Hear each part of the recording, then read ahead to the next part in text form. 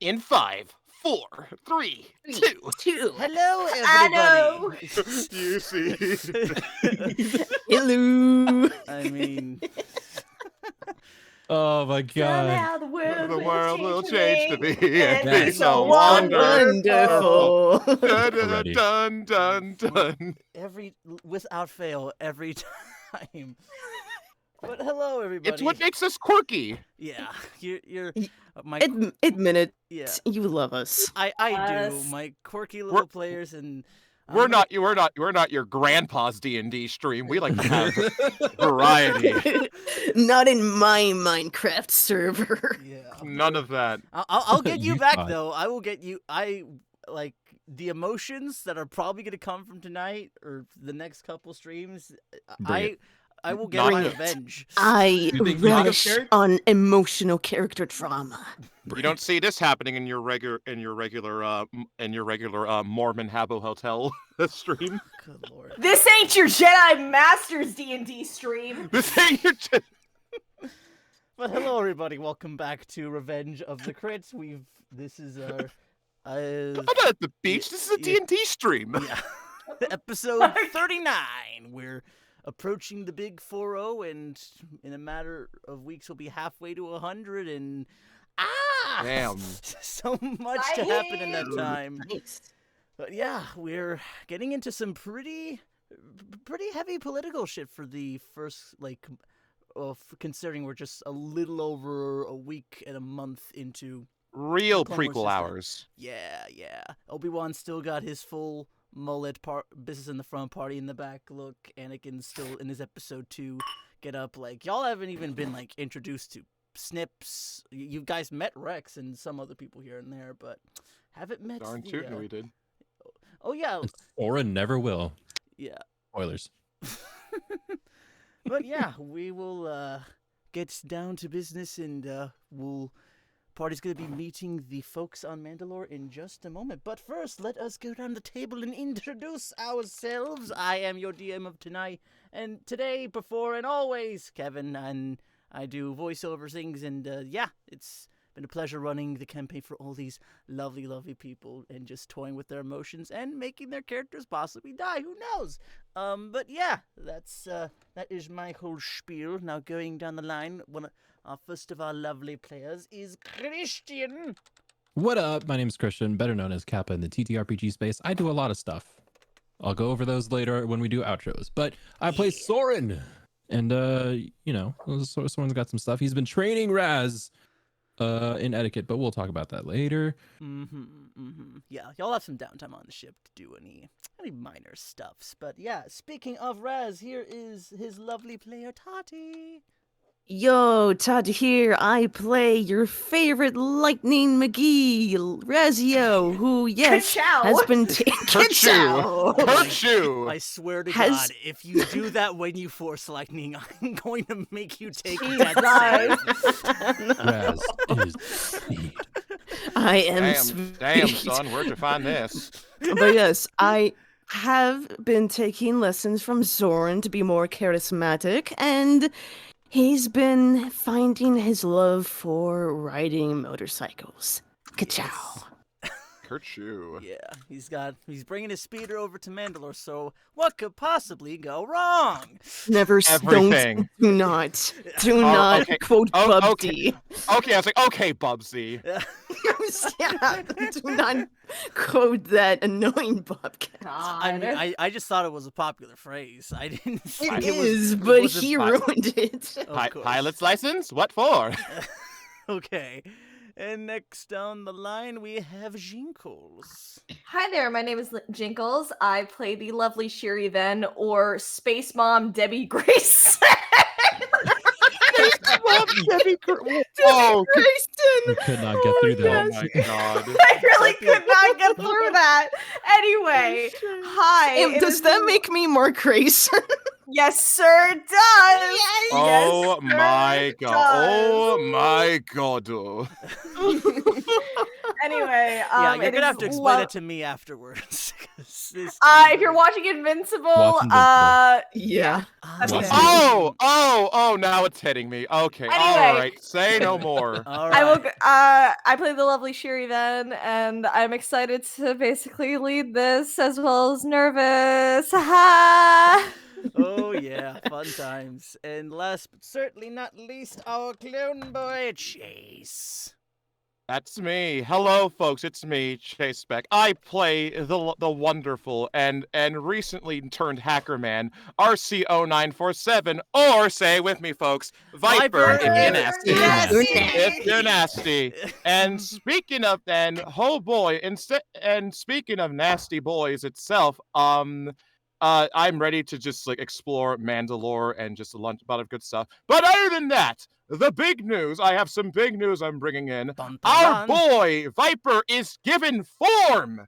Yes. I don't know if the token is showing, but I recently got art commissioned of this man, which I will link in the chat right now. I'm not sure also know if it's showing up on stream, but either way, It hasn't been Yes, updated. It's okay. Yeah, I can. this art is done by the lovely Zylavi on Twitter.com. She's absolutely fantastic with this stuff, and he looks amazing. Just look how. So just look how sexy now, he is with his snake Can- eyes. can look you- at this! Look there at you go. this Yes, unit. Sir! Yeah. Yes, sir! Yeah, he's gouges. Oh my God. Let me just. I'm so happy. How long? God, it feels like forever since I first brought this man into the world, and now here I am now staring at his art like a proud papa. For the first Time time in forever. forever! Yeah. But yeah, no, anyway, that art was done by the lovely Zylavi on Twitter. That's XYLAVIE. And they also recently did art of D-Gig and Raz. Yeah. Crying, them it's just so having some- good. Yeah. It's so good. Yeah, if you come over to my profile, you'll be able to see them all somewhere buried in the links. But yes, I I just think- dropped all my safety pins. God Yeah. damn it. But yeah, Oh, rough. Oof. I'll just drop a link so everyone can check out all the lovely art of all the characters. Eventually, we'll possibly look into a banner if things blow up enough at some point. But yes, Please blow us up. yes, Please do. Like give me But Do it, like you in the won't. oh, go in a ahead. metaphorical way, not like Yeah. the weird kinky way. I mean, though, if you- I've seen that. Blow me up, baby! But yeah, Take me to the frickin' skies! yeah, just give me a reason to splurge money so I can get all these guys in a Clone Wars style poster. It's fine. We'll knock him down as tax expenses. Yeah. Kev, is loving us enough a reason? This is pretty Wow. Wow. In Wow. the future, Kidding. we'll see. Kidding. I do want it, but it's like I can only spend so much on art. No, I and know. I have that's a why list I'm of just- so many Yeah. like NPCs. Biden feel can only that give us busting so your much. balls. I'm just Biden busting can your only- balls. Don't worry. One day. Biden can only give us Consider Biden balls can only give us busted. so much.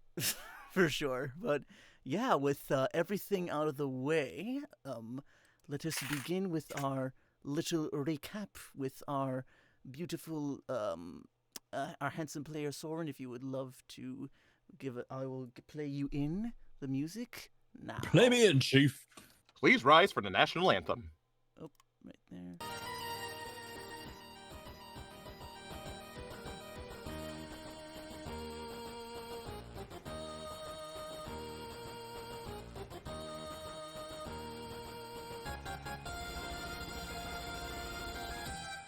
All right, listen up, nerds.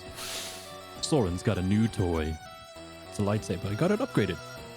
Now it's gonna hit so much harder. Anyway, Raz has surprisingly done very well in learning the ways of higher class etiquette. I suspect it has something to do with this partnership with D-Gag, but there might be something a little bit under the surface there that I'm not picking up on. I heard that that Shiri met with Senator Amidala for preparation on our trip to Mandalore, and Viper had a very, very successful combat simulation, which I'm very proud of him for.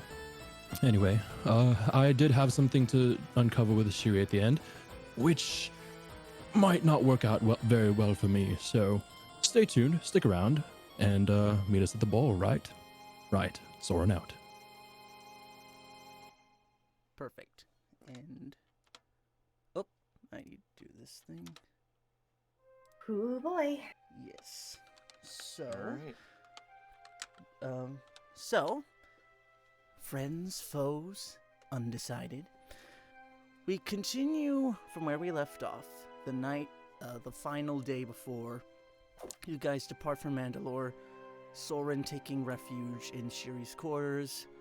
Viper gasping in his, gazing in his reflection, sort of pondering on BB's final words to him over the course of that, after their evening out, and Raziel struggling to deal with his latent vision or conversation with Mother Talzin. Morning arrives next day, around 0600 hours. You guys are making final preparations on the ship before you head off. And as you guys are about to make your way on board, you just see a speeder approach off of the clone barracks and park right by, and you all see BB calling out, General Shir'iven, wait! And she's just rushing over, a little, doesn't even have the helmet on right now. I leave the little platform that leads onto the ship, and I kind of stand outside of it just to wait for her. She comes on, just stands at attention. Sir, I had to give you something before you head off. Yes. What is it? And she reaches behind and pulls out and gets on one knee and presents you the Beskar spear. I figured this might be an appropriate peace offering gift to the Duchess. Thank you, baby. This would be perfect. Good. I hope it serves as a nice opener for the both of you, and best of luck with negotiations. Having her on our Thank side you. will certainly turn the tide. Shir'iven takes it from her, and she kind of looks at her with a playful little grin, so I'm guessing it didn't work out for you? She's holding the Beskar spear and looking towards it. Vivi just kind of blushes and is hand on the back of her head my specialty is more in blades and being up close and personal, and the spear has got some nice weight to it, though nothing really beats a classic vibro dagger for me personally. If I come across any vibro daggers, I'll be sure to hand them your way. Oh, I greatly appreciate it. And she Thank you. hits up on her comms and rings up you, Viper. Hello? Viper, it's BB. BB, how you doing? Good. Just saying goodbyes off to the General. Be sure to don't have too much fun on Mandalore without me. That'll be a challenge, but I'll try to be presentable. Good luck. And she ends transmission and gives you a loot, Shiri, before she begins parting ways. Alright, with that, Shiri's going to give a little wave goodbye to BB as she takes off, and she's going to move back onto the ship. All right. So We're gonna store the Beskar probably just somewhere safe. yeah. You've got plenty of room on board, and I'm assuming Raz, you would have loaded the ship into the garage portion of the. The bark speeder. Oh yeah, I definitely would have. Yeah, the only real actually you notice from the inside that there's actually a button, so it's not really an off the loading ramp, up in the front that sort of goes down at an angle so you can walk in. This one is just sort of a platform that just goes straight down, so it's just big enough for your speeder to fit through, and it just goes instantly into the garage.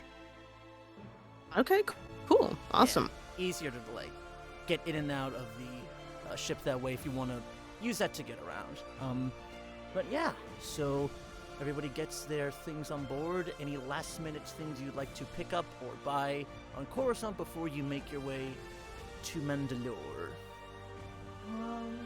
I'm good on my end with like my upgraded saber, and we already had a long rest and everything, right? Mm-hmm. Okay, we should be good then. Same. Yeah, I think I'm good. Okay, I want to make sure. What's my stock? What's my stonks again? Your stonks. What am I carrying? Okay, yeah, no, I'm good because it's like I grabbed what I needed to do before I go. All right, Ragucci on my end. Yeah, All let's right. go. Okay, so you got who's piloting and co-piloting the ship today? I mean, we all took that crash course in piloting, right? You what? Well, Sure. well, I could. I can do it. Piloting is my piloting. can- Is set. I can assist. I won't be the main pilot though. Fine, Yeah. I will do it. Fine. All right, I'm a 2 in piloting. I'm sorry. it's all good. What's mine Shuri again? didn't pass her test. She's not Didn't that we great. all take like a piloting test, like off screen? Yeah, piloting is like relatively easy to do, but Yes, Okay. but we didn't put any marks off on it, Kevin. I'm kidding. All right, here we go. Listen, I can only ride mission space so many times. The orange mission Right. makes me sick to my stomach. all right. Same. Okay. Guess who has a +9 in piloting now? All right. Yes, sir. Like the ship begins. Hey. You take down the you pick up the landing equipment, and like the ship like engines start revving up, and you begin taking off past the Coruscant atmosphere, seeing all the warships pass by, various Republic frigates and public transports and regular transportation here and there. Get through the atmosphere and you prepare your coordinates to be punched to Mandalore. And easy enough, yeah, just a straight ride, it's a straight flight over. I'll say you got about, we'll say 2 or 3 days of downtime as like, and the ship's basically on autopilot in this time, so Yeah. if there's anything you'd like to do in private before you guys reach the planet's surface, then you may do so now. And I have some small RP things on my end I'd like to do. So, Go ahead.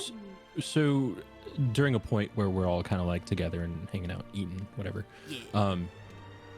So from what I understand, we are going here to curry favor with the Duchess Satine, right?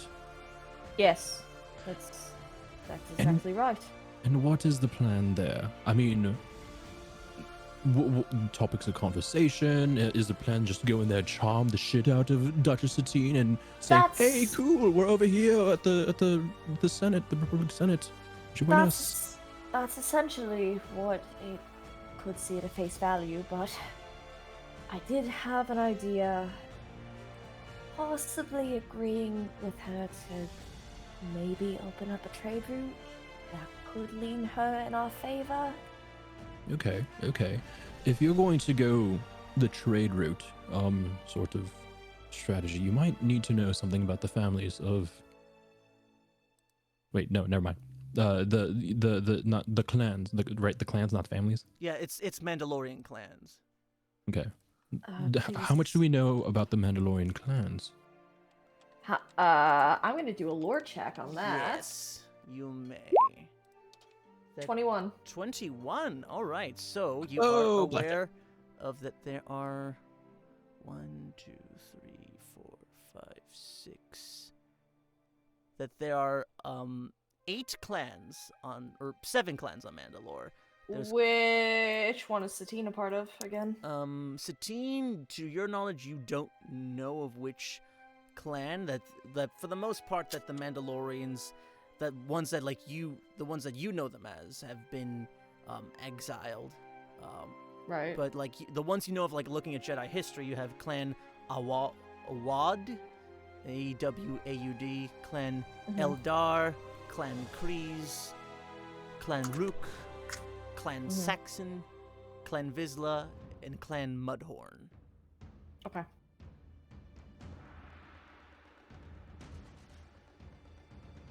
But yes. Okay. Actually, yeah. Forget Clan Munhorn. I forget when that. I just remember when that was formed, and that's way maybe later.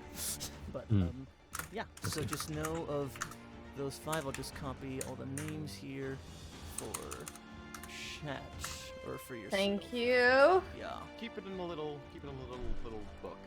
Yeah. Oh, just get rid of these numeros. Okay. Yep. All right. So, do I just know the names, or do I know anything else? Yes, you do know, at least looking up the history of, of Clan of House Vizsla. Yeah, House Vizsla, that they've definitely changed over the years. There was a big Mandalorian civil war, during the time you were outside of the Order, you realized that there was a big sort of fight, an in-house fight between all these clans of who would vie for control of Mandalore, and it sort of left everything in chaos, and there was this, the Mandalore was kind of absolved, or whoever was Mandalore disappeared for whatever reason, and Duchess Satine and what was left of her family within the Clan Kryze sort of assumed power, established the government, and instituting governors and getting herself elected, I believe, or raised into the power of being a duchess. So, yeah. Okay. Yeah, and for the most part, you know that the clans are, most of the clans are either sort of dissolved into just random mercenaries, or bounty hunter guilds, or there are few, if any, of them that are actually still around and active, to your knowledge, anyway. Okay. Mm-hmm. All right. Cool. And Alrighty then. so, Shiri, Yes. do you think we should leverage the information that, the secret stuff that I told you about the other night?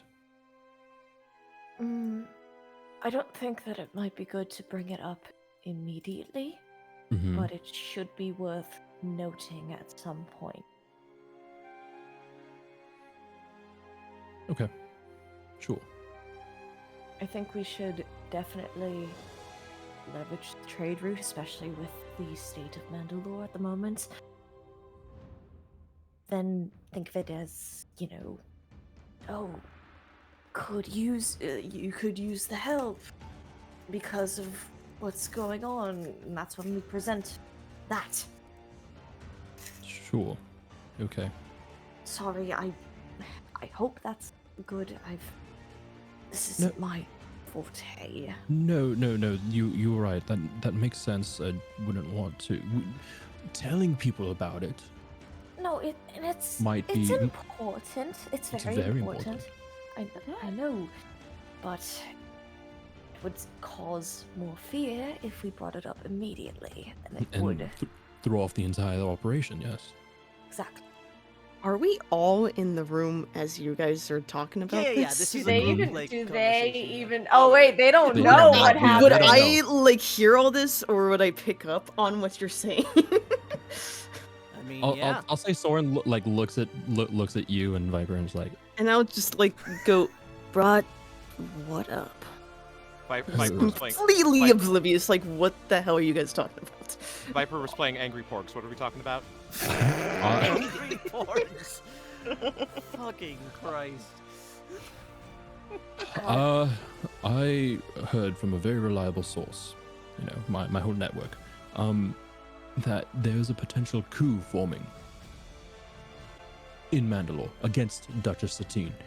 Now, I don't have any confirmation if any of the coup activities are going to come at a head while we're there, but if you were an insurrectionist group, wouldn't you wait for something like a ball or some sort of, a high-class function to make a statement, right? That usually tends to be the way to go. It's- Or if worse comes to it, an assassination attempt. Exactly. What so- might be best to do is that I'm going to sit down with the Duchess, explain why we're here, all that, and I will say I will probably need your help on that. Soren, you'll Mhm. be with me at the time. Before this, when is the ball happening? When is this supposed to? Because we're gonna be there for like a week, right? It's a few days. She made it clear that it would be the night after you arrived. Sweet. Yeah. Okay. Imagined, yeah. Hmm. So, what would be best is that tonight, more than likely, Duchess Satine will want to speak about a couple of things pertaining to a supposed alliance. We'll bring up, well, you will bring it up. I'll leverage what I can, and we'll go from there. Interesting. Okay. There was also some sort of security detail. Maybe I can talk to them. They'd be very be very interested while you're working the political angle, right? Would be best, yes. Okay. There's some sort of armored person. She was very intimidating. I mean, calm, that's- cool, collect Soren was totally not intimidated, but we'll be fine. That is her sister, Bo-Katan. Bo-Katan. Bo-Katan. Okay. And meanwhile, you get a ring-a-ding from Soren on your secret, super special, secret, awesome comms. Okay. Yeah. It's just a text throughout. Just a text. Okay. It's in the language that only like you can pick up, but. Yeah. Oh shit. Okay. Is everything alright? Mm.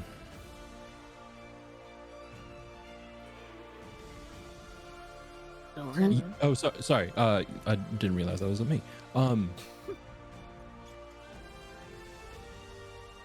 The source that I just received, a message. It seems that the coup is an all or nothing type of ordeal. They are going to hit hard. Okay. So.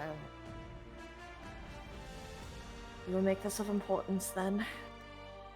More than likely, once I have a chance alone with Satine and you're able to explore the security or anything, we'll bring it up. I don't want Mandalore to be in worse hands than it already is. If this happens, then there's no telling what could happen. Should one of us keep an eye out for anything suspicious then? Before it escalates? Yes. Soren, while he's talking to security to ensure the safety of Duchess, any political figures in that party, Raziel, I would like you to keep an eye on things. He nods and goes, "Consider it done. I'll keep an Viper, eye out." I want you to assist Raziel if anything happens. Of course. You and Soren, after all, do have the silver tongues of the group. We'll be fine. More than likely, since you are our friends, you'll be given some form of clearance in some way, shape, or form.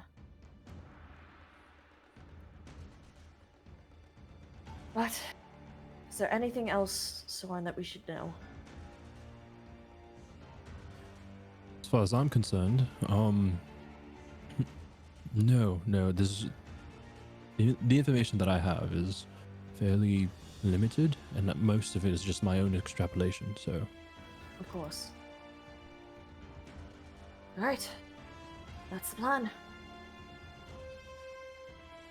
So, just we'll make friendly conversation with her at first, see where it takes us, and go from there.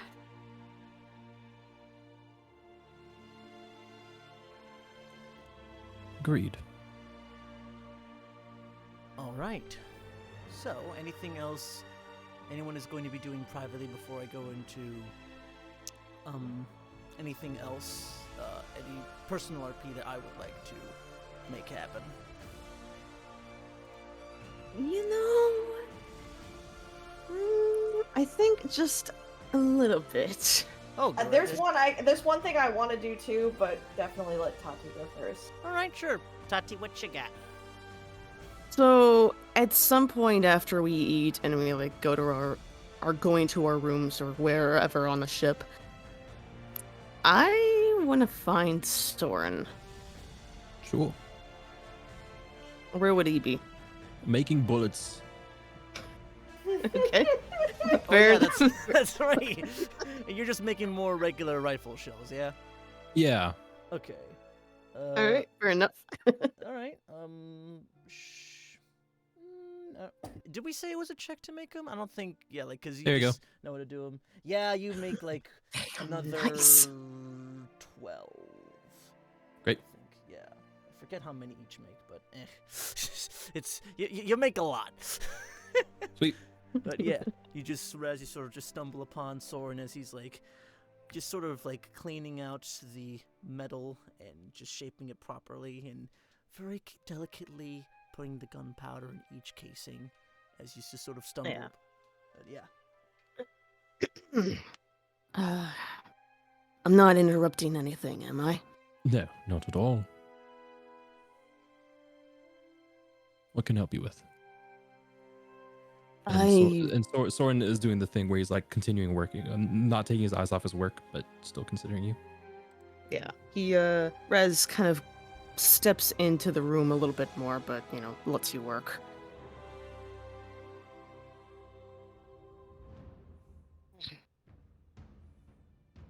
First off, I don't think I ever thanked you for assisting me on Coruscant. You didn't have to, but you did. Well, you're very welcome. No thanks necessary. But I'm glad that we had that. Definitely taught me a thing or two. And then probably a moment passes before he speaks again, trying to find the right words. I don't mean to pry. If you don't want to share anything, it's none of my business. But the source you've been in contact with, is it trustworthy? And Soren will, you see him, what's it called? Putting shells into the cartridges. Yeah. And he pauses when you when you finish that question. Trustworthy. And then he continues. Yeah, help me do this. Just grab one of those empty cartridges and start loading shots into them. It's 4 per cartridge. Yeah. You He Got it. approaches cautiously. Yeah, he approaches it slowly and helps you out with that.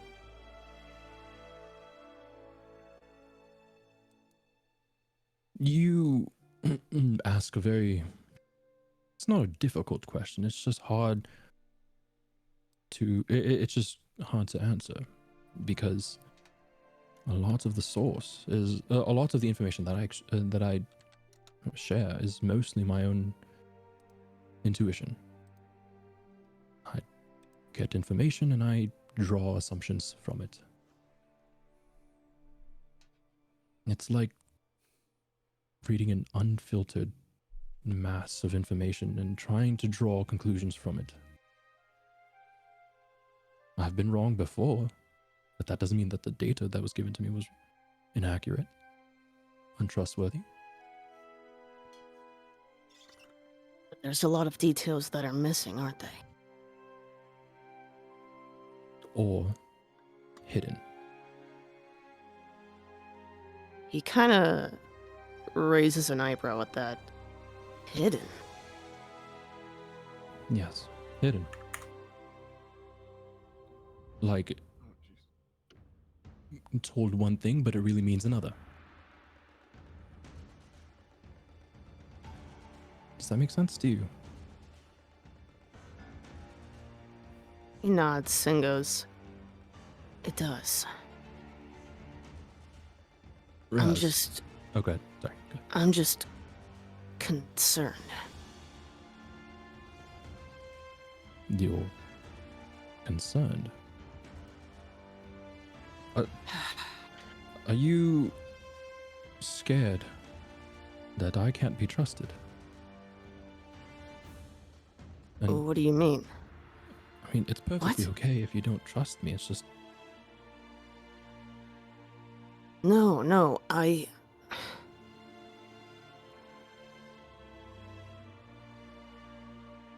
have opportunities to up and leave if you wanted to.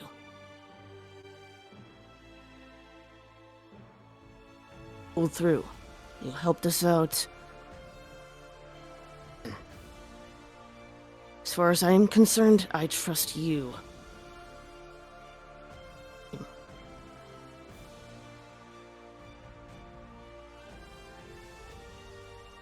Sure, that's trustworthy. If that makes sense. yes. That. Hidden. Sorry. Is anyone Yeah, she's Is Raz cutting in and out? Cutting a little bit in and out. like every Oh, 3 no. words or so? Yeah. Like the Fuck, captions hang come, on one sec. Yeah, the captions come through, but yeah, I'd just leave in and out the call, and that might fix things. Hang on. Am I coming in through better? Yeah, I think so. Testing yabby-dab-doo, how's this? Yeah. Got all of that. Yab dabba doo. Cool. Yep. You're good. What was the last thing you caught? I heard hidden, but then before that was just a bunch of like bits and pieces. Okay, I'll try to rewind a bit. Sure. Okay. Soren, you've had plenty of opportunities to up and leave if you wanted to during all this. But you didn't. You stuck with us. As far as I'm concerned, you're trustworthy to watch our backs. To keep all of us safe. Or at least the others safe. So yes, I trust you. But the information you get, I'm not sure if that's trustworthy. Information that's kept secret, hidden. I worry there may be ulterior motives from the sender. Again, I don't know where you're getting this, and it's not my place to ask, but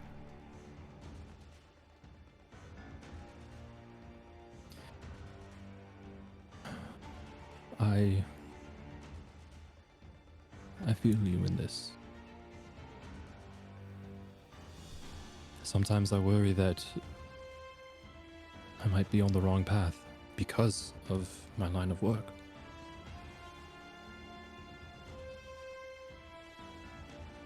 your line of work was a reporter. Finding the truth.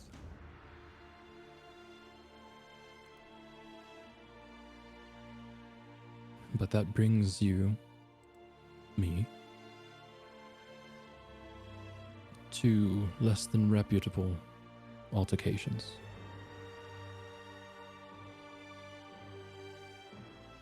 People are so desperate to hide the truth or uphold a lie. You almost lose yourself. Trying to stand on the side that you deem is right. My allegiance is to you, the rest of the team. At the very end of the day, if this source turns out to not have my best interest at heart, I have nothing except you. I dare not throw that away.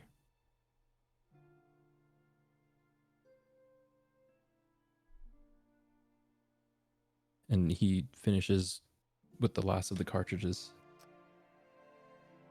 Kind of sits up and stretches. And if you take anything else from this conversation, let this be the only one that rings true.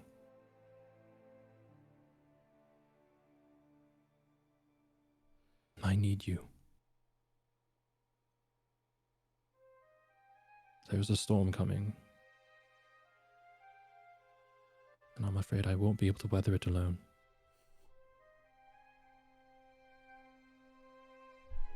He turns to you and goes,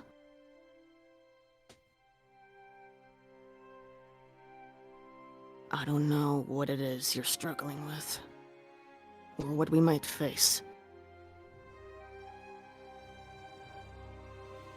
And I don't know whether you still have grievances towards me. But you can take my word that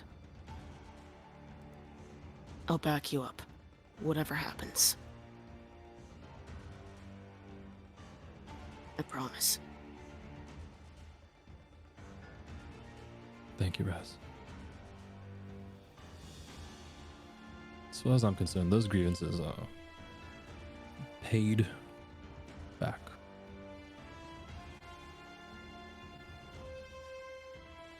You're just a kid.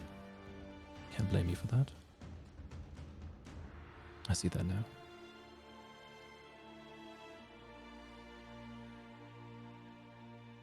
His eyes go... He gets a bit wide.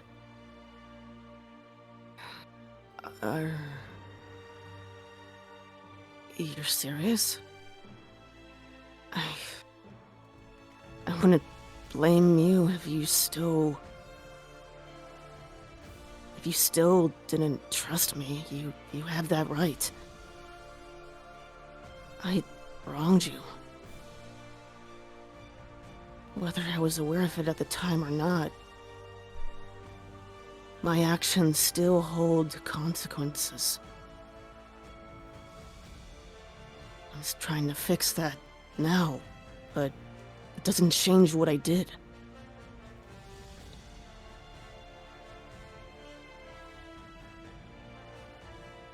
No, I understand. Just not interested in harboring that anymore.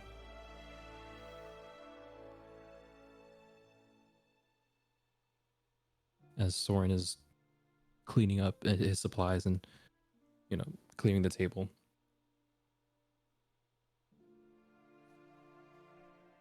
Just make sure you apply that logic outside of yourself, too.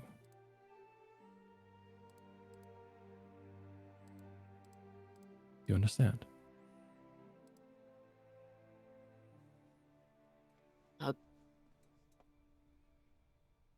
What do you mean?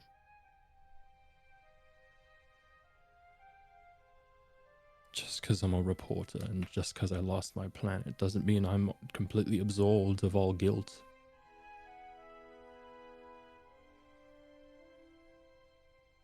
Is that clearer for you?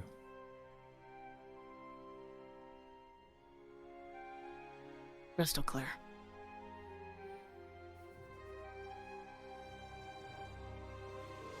I won't hold things against you.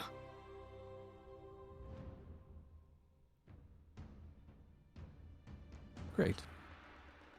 Now can I have my cartridges back? Yeah, sure. And he does so. Kind of just distracted by the conversation. Yeah. You hungry? I'm hungry. Yeah, I could use something. If you're serious about what you said, and he just kind of puts out a hand for a shake.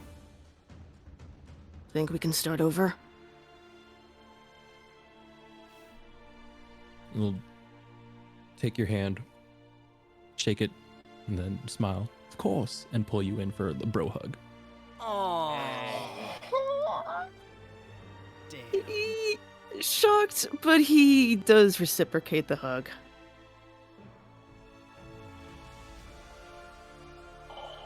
Okay, now get off me before anyone sees.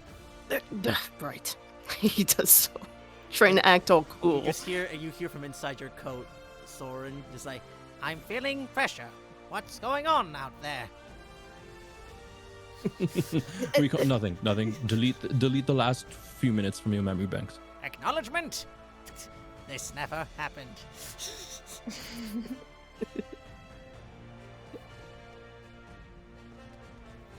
Alright. And, yeah, there's anything else with that scene, or you just part ways after Nah. that? Okay. I mean, we're gonna go eat, but we don't have to. Okay. Yeah, Just that, but that pretty much done. Yeah. okay. Yeah, and sure, you had something? I did want to call Obi-Wan because this entire fucking thing concerns me. Okay. Fuck, I shouldn't have been prepared for this. All right, let's go. You weren't? What? No, For real? For real. I was like, okay, I just gotta roleplay Satine and Ink. Everything's gonna be fine. I was like, oh, you want to call Obi? All right, sure. I mean, would you like it if I didn't? No, I mean, no, totally. Go ahead. It's in character. Go right ahead. Yeah, I'm. Okay. Yeah, fuck it. Oh, This is a game of improv. Let's go. Would you like if I didn't? Hotel Mario voice. No. Alright, Shiri kind of like, before she does call him, she kind of like looks at his contact, just like, you know, she's battling in her mind, like, you know, should she do it, until she just kind of like mutters, Griff. And she just immediately calls. Right. It goes on for about a minute and a half. No answer just yet, and then you just like hear back, and like you're just seeing Obi-Wan like in a full, in his full robes, like over his head, lightsabers out, and she goes, and he like answers the line going, "Oh, Shiri, I wasn't expecting a call. I was still off helping out on Tibrin. What can I do you for?" Am I calling it a bad time? Oh no, lovely. It's near perfect. Your radiance from the hologram, it's a nice change of pace from all the rain on here. And like you just see like he's just getting pelted. Look, there's just a bit of mild concern. Some information that I was given that needs to be talked about, as well as anything I should know about Satine, because trust me, this isn't my forte. And like She's kind of like wincing every time she kind of sees like a little bit of blasters hit him. She's like, yeah. Yeah. Or like he's not like in combat, he's just like sort of like walking through like just heavy rainfall you see, and like he just has his hand out with the comm, but he's like okay. Yeah. He's just like in really like harsh like environment right now, or like dealing with like harsh weather, but Got it. like yeah, he just like at the mention of Satine, he just kind of like looks to his left and right. I was like, all right, men, forward up. Just keep tight formation. I'll be right behind you. And it's sort of like you see him sort of like get like into one of the walkers and come to the back, and like he removes his robe and like shakes off some of the water and then dries off. You see his glorious mane flowing. It's like L'Oreal. We're all. I hate worth that. Because I'm worth it. it. But yeah, and like as he dries off and comes back, much better. Now, as far as the matter of Satine goes, it's not sure quite how to explain her character. She, I will say this much. For a pacifist, she's quite the loaded blaster, and is more than ready to defend herself and her people. So, try not to push her buttons, I would say. For one thing. See at that, like Shuri kind of like, there's like some itty bitty wince come from her. She's like, there might be a need to push just a little bit.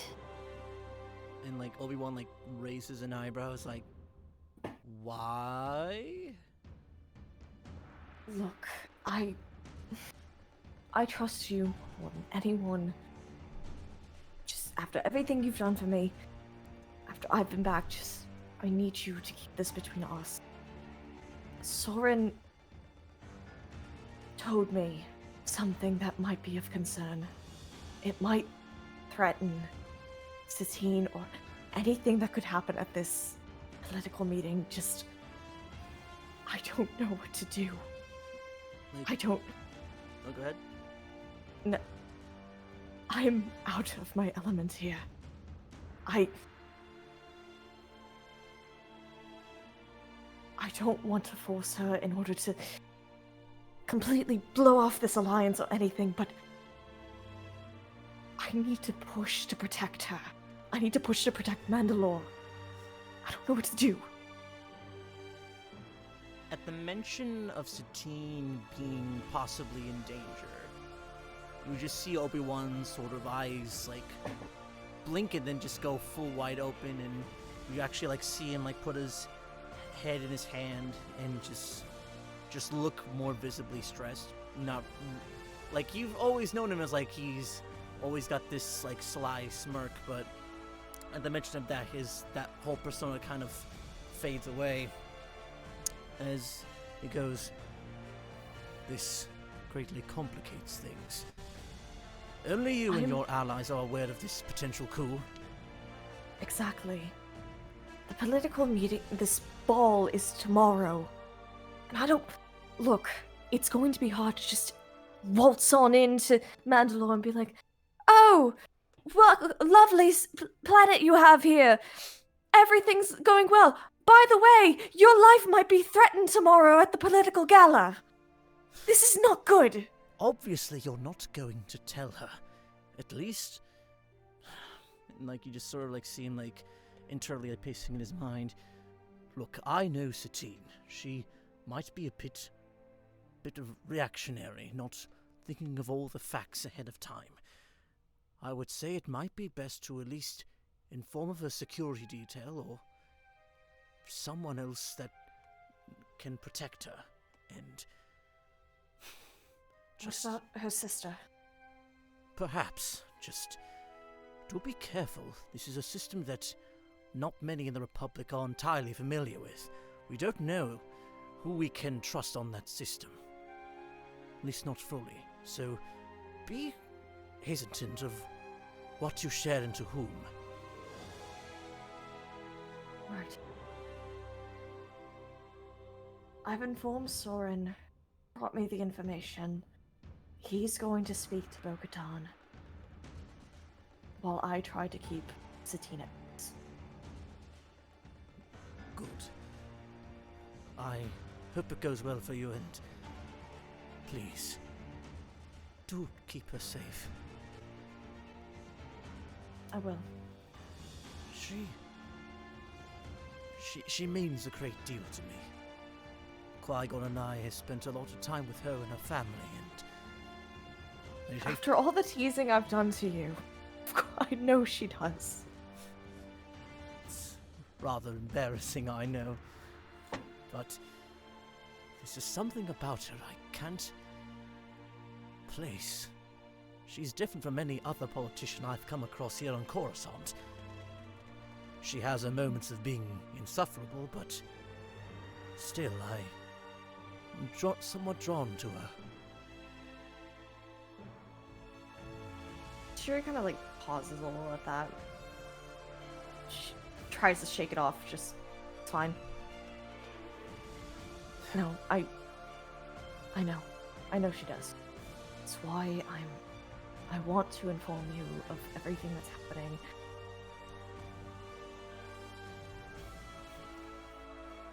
I will. I swear that. Even if the system can't be saved, then... No, you just sort of like seem like bite his fingers at the thought of it, but... You can tell me You know that, right? Look, I've opened up to you about so many things. You can talk to me.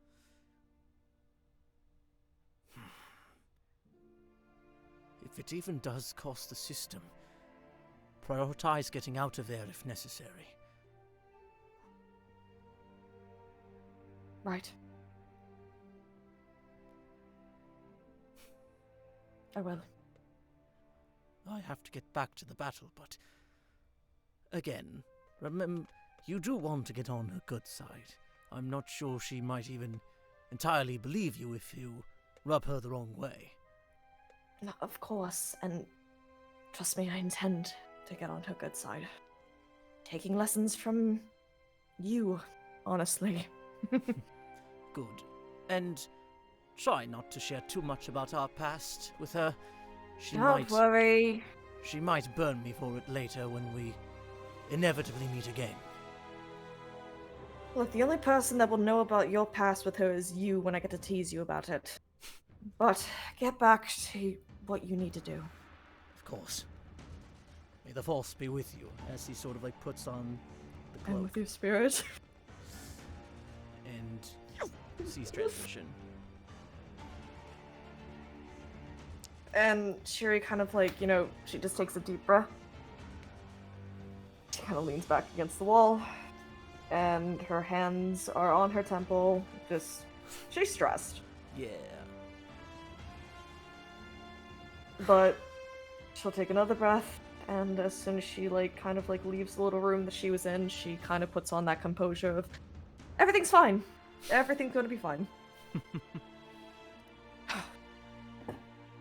And she goes on with what she needs to do. Alright. One last little thing that happens, unless Viper, you have anything?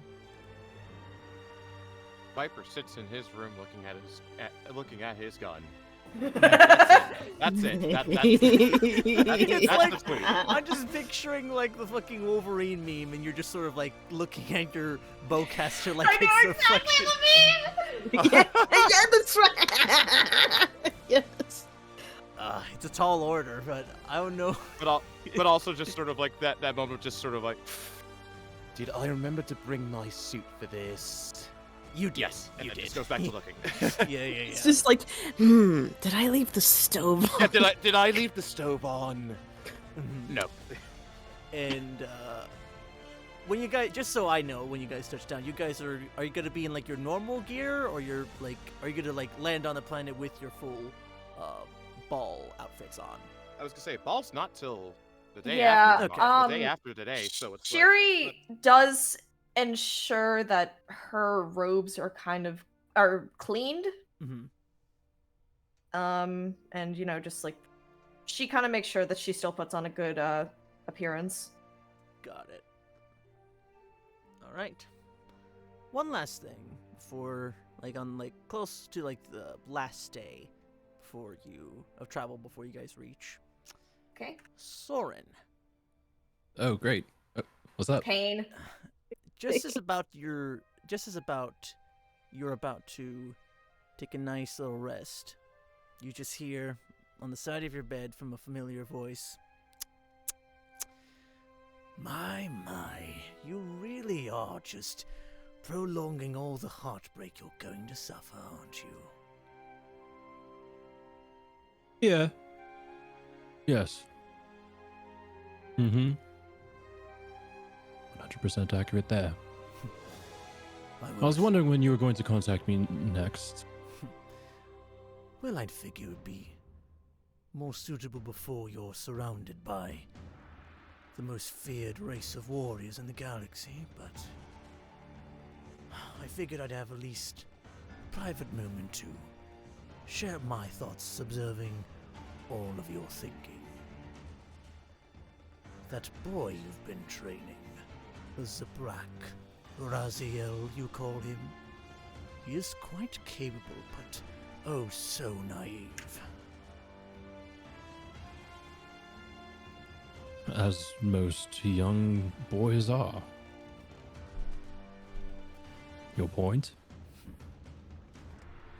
Nothing. Just perhaps maybe I am wasting my time with you. Even though he might be more powerful than the likes of you, I'm only relying on yourself for your connections. I see. Well, last time you made an offer, and I provided a counter offer. Where do we stand on this? Remind me again what the counter offer was. Well, you know, an all-powerful being of the Force would probably remember that I want power, the ability to protect those that are dear to me. Specifically, these three. And Patch, sure, why not? Wow. But I can't do that under the thumb of the Grand Master.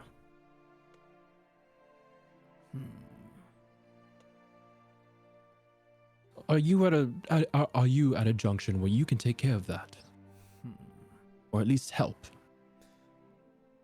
Perhaps. Like you, I have no idea when he is watching me. It has made it very hard to continue on this path.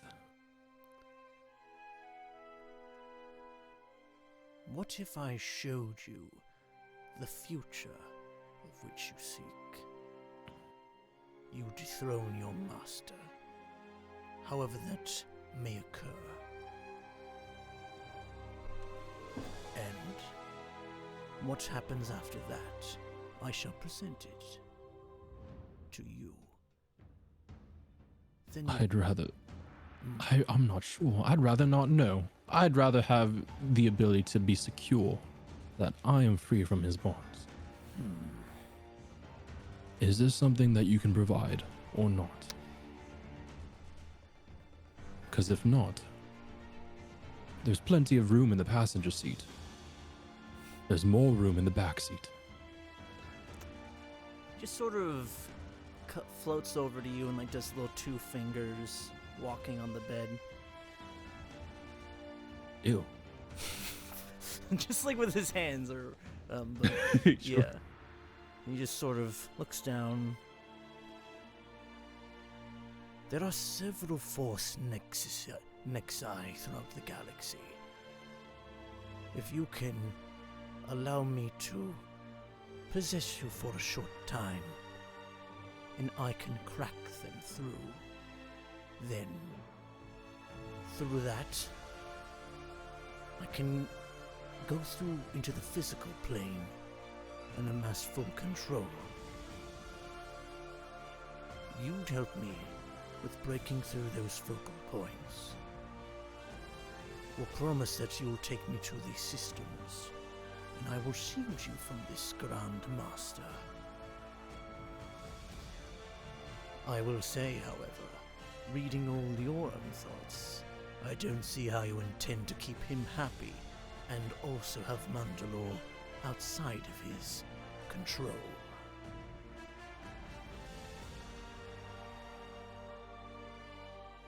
I know. You know. These two things cannot coincide, and so one of these things is going to have to fall by the wayside. I think you understand. I think you know where I'm leaning. Someone is going to be very unhappy, which is why I need your help to shield me. But before that happens,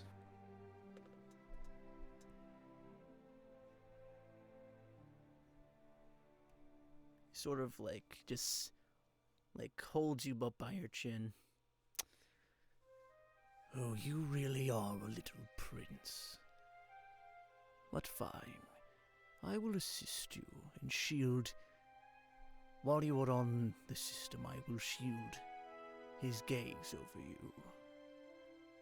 And his lesser allies. But do not blame me for what will come for you. I intend to reap every bit that I have sown.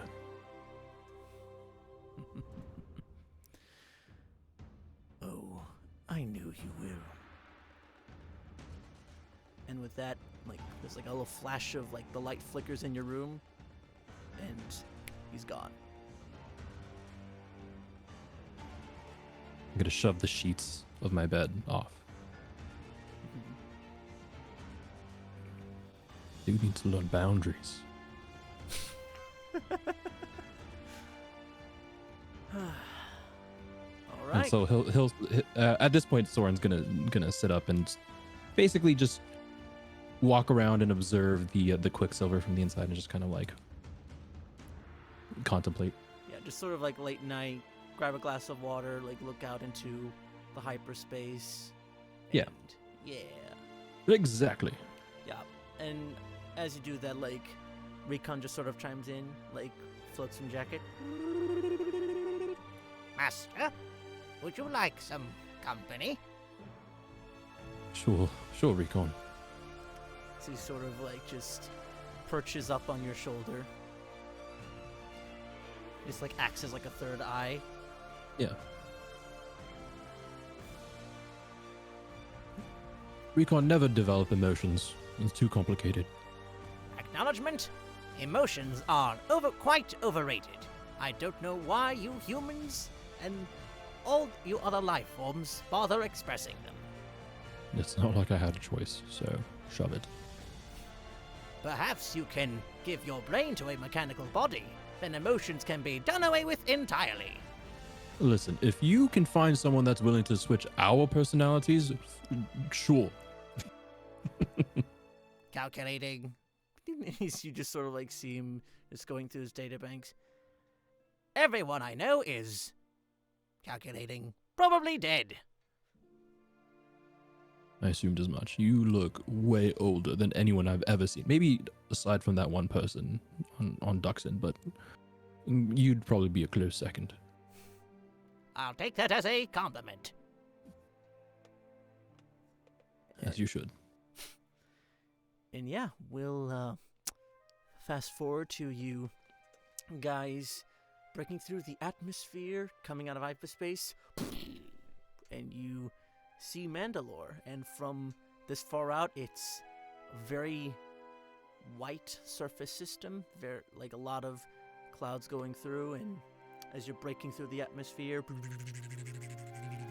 and you're seeing all like these various transports coming in and out, and the surface looks white hot or like almost like glass, and it just seems very like much of a barren wasteland. And then as you get even closer, you start to notice these domes that get bigger and bigger as you approach, and you realize that these are the various cities throughout Mandalore. And you make your way into the docking station of the one that Satine informed where she be located. And you sort of, and yeah, you guys dock on down there and make your way outside and get a nice view of the city. It's, at least like of the docking port, you're seeing a couple of various ships, some Omnicron shuttles, a lot general public transportation ships, and vessels, mostly civilian. Not really much of a military presence you can see here.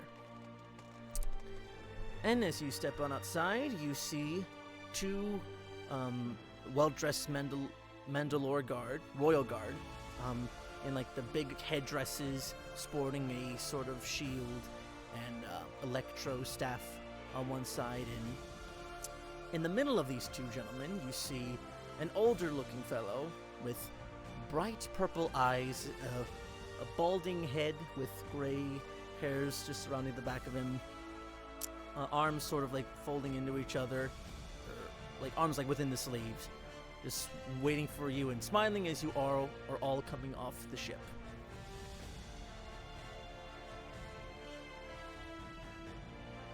and you guys are taking off. You guys are getting off the ship, right? Yes, Shir'iven's Yeah. gonna. Of course, she's gonna obviously. get off the ship. Yep. All So right. All right. So, as you guys come all out, the purple-eyed gentleman introduces himself. Hello, everyone. I am Prime Minister Olmec of Mandalore. Satine informed me of your arrival. It's a pleasure to finally meet emissaries of the Great Republic. As he goes to shake all of your hands. Shir'iven will shake his hand and give it a little head bow to him. It's a pleasure to meet you. Thank you for allowing us an audience. It is. I'm looking forward to bridge the gap between our systems. It's Mandalore and the Republic have quite a tainted history, and I'm looking forward to start a new beginning, and I'm sure Satine is in quite a rush to do so as well. And yeah, going across the line, unless anyone else has anything special to say to him as well. Not in particular. Just like, hello, my name is Soren. Yes, Look. Soren. You look like a party animal. Oh, I'm an old bird, dear friend. Not exactly the partying type, but at the gala I'll try to be as lively as I typically am. Ooh, And as he goes over to you, Raz, and goes, I've heard about you, little one. Used to be in with those separatists, but glad you finally made senses and came on to the right side. correct. And he shakes and goes, "Pleasure to meet your acquaintance." and then he looks to Viper, and his eyes sort of widen, just his demeanor slightly shifts from being all welcoming, and there's a slight tinge of uncertainty looking at you as he comes to you, looks up and down, and goes, So, the so-called famed Republic clone troopers I've been hearing so much about? Is he addressing Viper or is he addressing us? he's looking at Viper and just addressing you, the rest Okay. of the group. Yes, this is Viper. This is one of our clone commanders. He's very, very reliable. One of the best. I see. As he just sort of walks around you, Viper, just sort of scanning you. Well, you Yeah. certainly play the part of a Mandalorian of old with that little armor you're wearing. I do what I do to get by, sir, and with all due respect, I am curious to know more about the Mandalore culture here while I am spending time alongside the General and my other companions. Perhaps the Duchess and myself would prefer to keep that history more secret. The people have been burned by what the Mandalorians of old have done to us. But you are fighting with that look, so you might as well, and you're on the right side of history, as so far, so I believe the Duchess might make an exception for you. But unfortunately... No, you go first, Okay, you go first. so- Yours. Unfortunately, the Duchess has made a request that any firearms or weaponry that is not in the hands of a Jedi would be kept under safekeeping by her personal guard. Of course, and with all due respect, firearms are only a last resort. The General and the rest of us came for the matters of diplomacy, not starting a war in the midst of a political ball.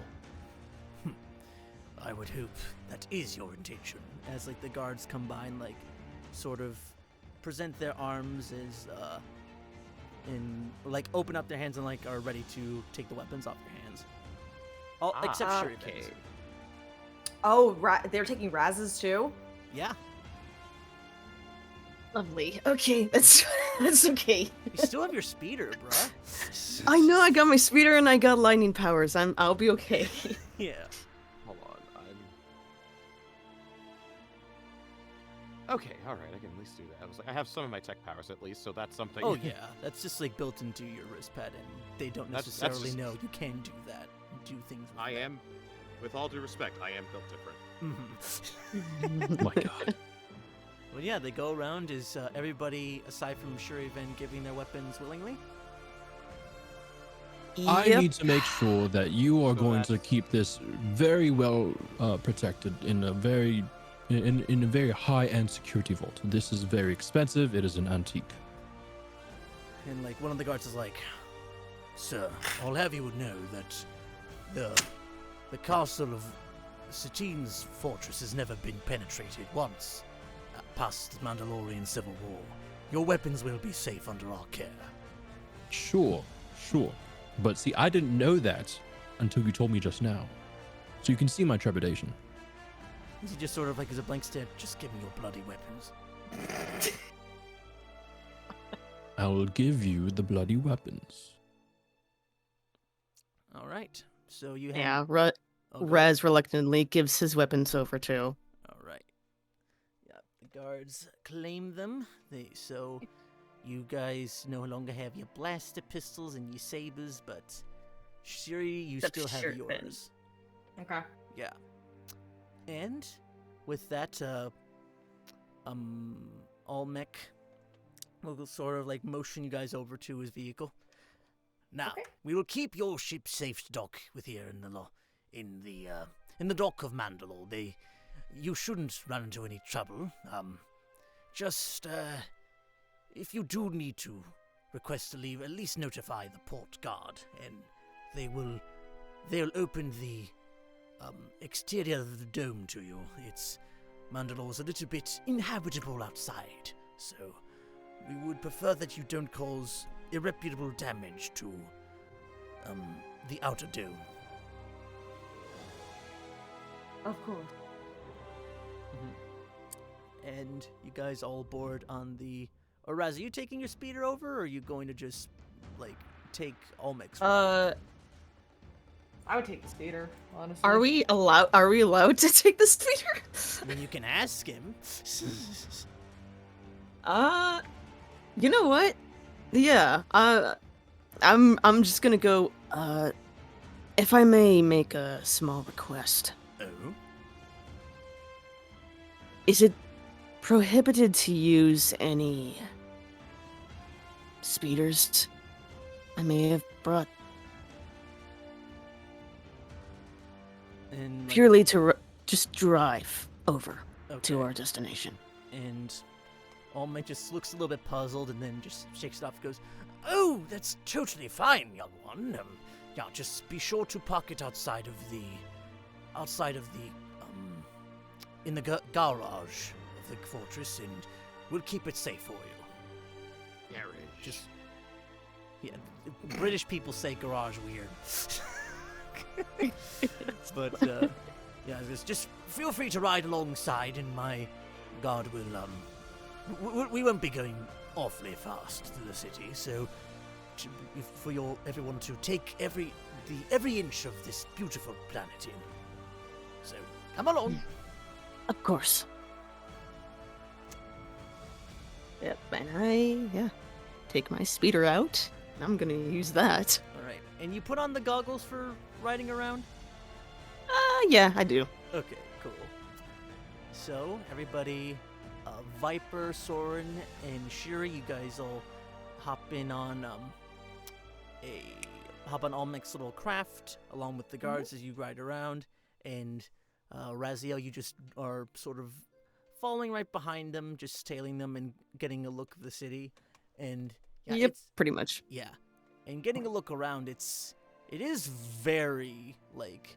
It's no Coruscant. It's not like nearly as lively as there. It's like early in the day, still, or I'll say like roughly like early and mid-afternoon, and you guys are just sort of taking in all of the sights and all the sights of Mandalore, and it's very like a lot of the buildings have various murals on them. You're seeing old Mandalorian warriors, a lot of pictures of Satine and her family lineage up on display. Various, and looking around at the populace, it appears to be mostly human or humanoid creatures, a few droids here and there, but nothing too out of the ordinary. But yeah, and as you guys are making your way through, and traffic is sort of like coming to a standstill eventually. It slowly began to die down, but yeah, and you guys are enjoying yourselves as you're going through the rest of the city, and with little time you guys reach Satine's palace. And Prime Minister Almec actually offers you a hand, Shir'iven, as you begin to walk up down the speeder. Oh, Shuri, we'll take it. Mm-hmm. She offers a smile as a thank you. All right.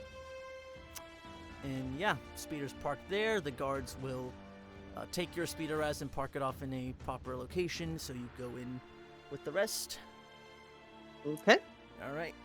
And yeah, with time, you guys are brought into the throne room of the castle, which is enormous. Big. Yeah, it's all going inside. You can actually see through some of the floors and the walls, and whatever the material is. It is very reminiscent of glass, though probably much, much stronger and durable. Let me actually go through some musics. Let's see.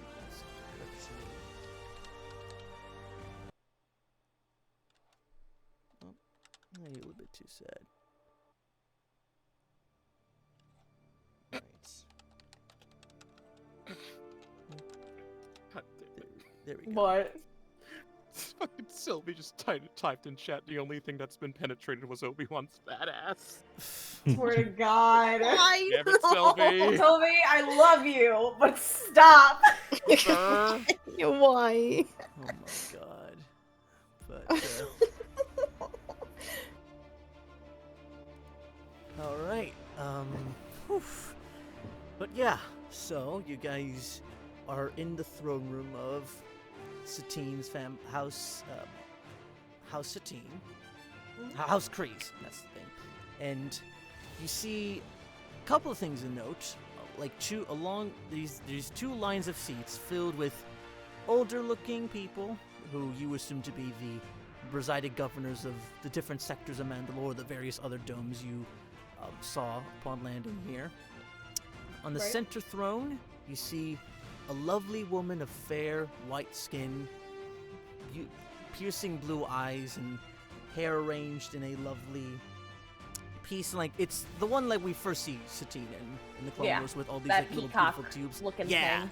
peacock-looking thing, very out there sort of hat, and full-on gown, just sitting about and just discussing with all these other governors. To her right, you see another woman with short red hair off to both sides, just a little bit cut a little bit above the shoulders, and sporting more let's say royal Mandalorian guard armor, with a nice little pauldron on one side, sporting a pistol, one holstered in her, just under her left pit, and another holstered on her right leg, along with a sort of vibro shield on her back. And to her Satine's right, you see another blue-garbed gentleman with blonde hair sort of swapped back, or in a nice little pompadour up front, with gray eyes and slightly tan skin, just standing there at attention as Satine is talking to these people. And as you walk in the room, Almec says, "Duchess Satine, I would like to introduce to you in person the Republic emissaries, representatives, Jedi Master General Shir'iven and her associates, Raziel, Soren, and Viper." as he just sort of like steps to the wayside and just sort of motions you on all forward. And just, She's going to step forward. And she's going to be holding the Beskar spear in her hand. mm-hmm. You were going to say something. Oh no, like Satine sort of just raises an eyebrow as you walk forward and present the spear. And Duchess Satine, thank you for allowing us an audience with you. As a gesture of goodwill, we found this Beskar sphere on one of our journeys, and we believe that it would be best to return it to its rightful planet. She doesn't And say she's- anything. Oh, She's going to present the spear, just, just... okay. Internally, she's like, please, please fucking take it. Yeah. It's a few seconds of just nothing really happening. Like the governors are sort of like at a standstill. You guys, the rest, you guys all kind of see like the governors are kind of like at stock of like Beskar spear, like they're mumbling to themselves and just sort of like us like, oh, like we haven't had like Beskar in a while, like a spear, like, and that looks like really nice. And Satine just sort of like has like a bit of a cold stare, but then like sort of looks to Bo-Katan, nods for her to move forward, and she proceeds to take the spear out of your hands, and goes, Bo-Katan does? yes. Yeah, Alright, Satine's still sitting on the throne. Alrighty, when Bo-Katan takes it, she gives a little nod to her and gets back. And Satine, like, as Bo-Katan returns to her side, and she goes, "The gesture is very much appreciated, Master Jedi. It is always helpful, as much as we revere our own history, that the artifacts of old are brought back so that we may never forget what happened." Of course.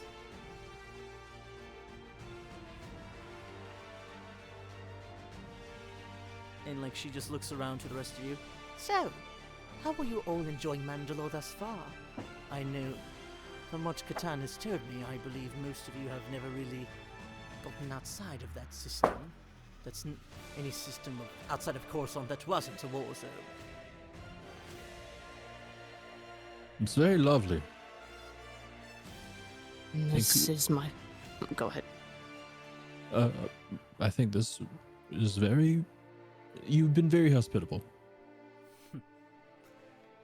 I seek to provide comfort to any of those who wish to. Any outsiders of Mandalore deserve an open welcome, especially those who seek peace legitimately. This is my first time visiting this world. It's a nice city you have.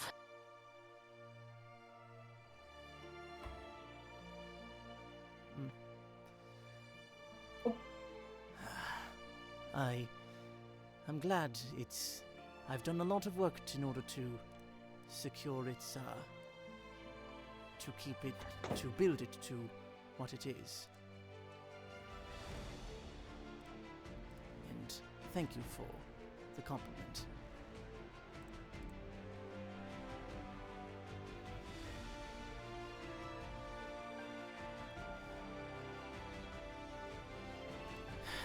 And like she just sort of like looks to Viper and goes,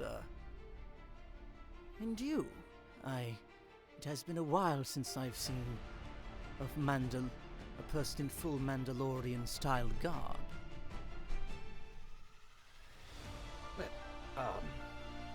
Right, I must admit, this is Satine we're talking to, right? Yes. Okay, just making sure. Well, with all due respect, Duchess, most of the planets I've been to have mostly been done so for the sake of battle, so to be present not only during such a formidable opportunity for yourself, but also to explore more of, I guess one could say what I was based on is a welcome breath of fresh air. Your Duchessness. Good. Under his breath, golly, I hope I got that right.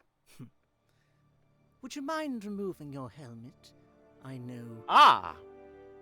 And like she just goes on and saying like, as much as I know you troopers are very much a fan of tradition, and keeping in line with your standard uniform, I do so detest the hiding of the faces that helmets bring to us, and I'd rather we all be open and honest with each other. So, if you please. No, agreed. As you wish. And yeah, undoes the helmet and bada bing, bada boom. You are staring at a clone trooper with Trandoshan features. And she just sort of like all like the governors kind of gasp a little bit or like whisper to themselves. And you see the gentleman on Satine's side sort of step forward. Duchess, Sir, if I may say, that armor's quite fascinating. Do all the clones, from what I've seen on the front lines, Tales of the Republic's battles, they don't all appear to be wearing this armor. You are a specialized commando, was it? Yes, it's something that I could honestly bring up during a time we were able to have a more appropriate, since if we don't have any time constraints in a later date, I would love to go over, I would be mine to share the details, but the short of it is, yes, there are many like me who share more, I guess the appropriate word would be modifications towards our genetic code. And with said modifications to our genetic code, also the same would apply towards our armor. I'm formidable in that of engineering work, machines, vehicles, anything really. Very fascinating. If only we had warriors like yourself defending Mandalore's front lines. And Satine goes, that is quite enough, Tar. You were not spoken to, so I would advise you go back to your position. My apologies, Duchess, as he sort of bows to her and comes back, and the rest of you all see Bo-Katan sort of giving Tar Vizsla this look of like if she had heat vision, she'd be like burning holes through his brain. Oh. Like it's just like a seething like, what the fuck Sweet. are you doing? But yeah, as like he goes back into his place, Satine goes, well, hopefully you all are accustomed to what my tower has to offer. Please do make yourselves comfortable. My guards will lead you to your own personal quarters. I apologize that the weapons need to be stowed, but I am very adamant that as little violence as possible is brought upon Mandalore, and I trust that you will not do anything foolish. I ensure that nothing will. Though, Master Jedi, if you would not mind as to joining me for a walk about the city? I would be honored.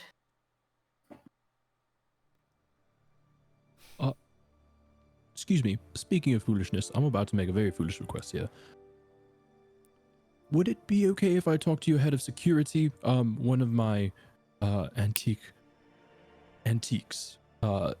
is being kept, and I just want to make sure that it is okay. And I was assured it was part of the best security here. Not that I doubt that. I just want to make sure. If he's doing you want to do a persuasion check, because I might help you with that. Yeah. Okay. Yeah. Then go ahead and go ahead and roleplay that out how you like. Yep. 14. He's quite worried about something that his family gave him. It's a very important blaster. Yeah. Was it?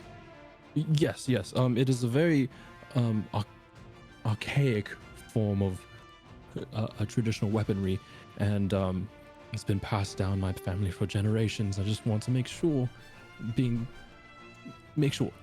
it's okay. Being separated from it for this long make me kind of antsy. That's okay. All right. He- So just oh, before. okay. Okay. So before you roll, are you guys rolling separate persuasion, or Soren? I thought that he was gonna roll it with me, and I was meant to boost his persuasion to keep it Okay. up. Yeah. Okay. But yeah, it's either like after the RP, then you guys, either one of you will roll an advantage, or you guys both roll and we'll take the higher Okay. result. Yeah. Sorry. It's all good. Just for future notes. So both the, So am I rolling normally? or if you want to give him the advantage, sure you can. Yeah, I'm giving him advantage. All right.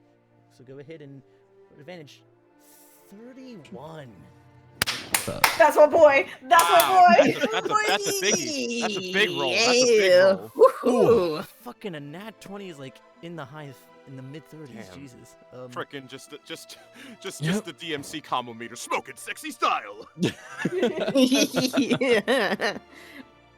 And this was like I'd say this was more directed towards Bo. Like I'm making eye contact with Bo Katan as while shifting my gaze towards Satine as this is going on. Okay.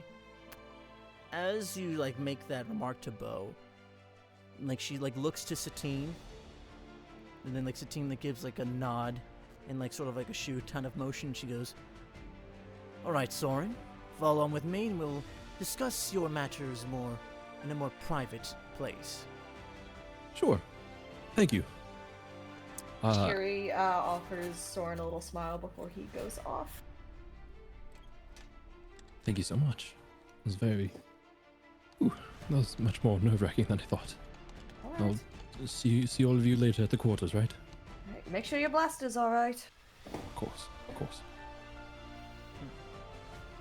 And Sherry's gonna turn back to face Satine, and she offers a kind smile.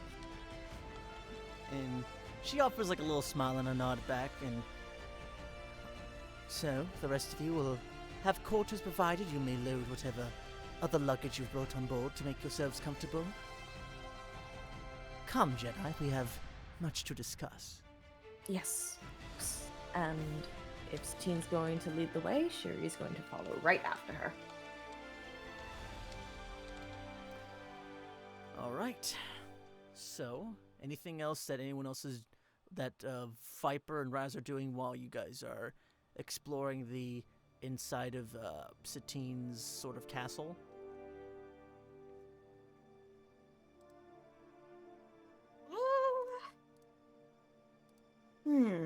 I mean,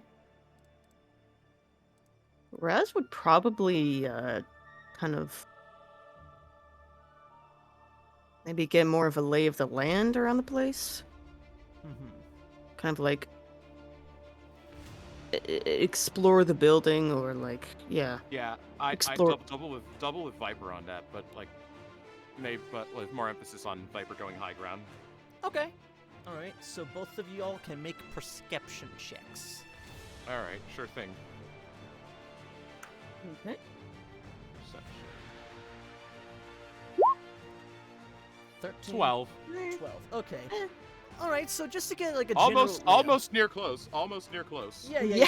Almost another time. Yeah, like I'll say it's almost like kind of like you guys are like on opposite sides of the building, and like you see like through like some bits here and there, and like and every other now and again you can see each other along the opposite side of the buildings, just like at different angles.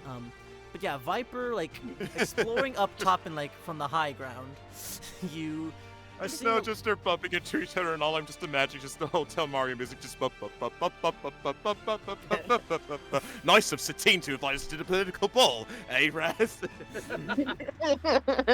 But yeah, looking around, at least from the high points, Viper, you see a lot of like tall other buildings around, and you actually see like a nice little amphitheater just down the way.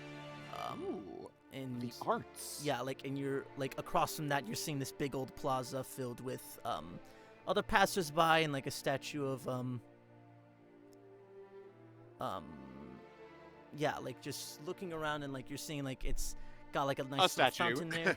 Yeah, a statue like has a nice little fountain, and like you're again like even though like it's very minimal of like what you can see through, so you are seeing through like a couple of the people like in various levels underneath the plaza, and like speeders going by, and yeah, Gotcha. yeah, like it's just a nice like, yeah, it's again no Coruscant, but it's like what a couple tiers down, and it's still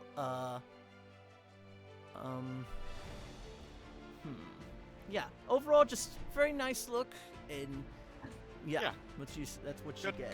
Good aesthetic. Yeah.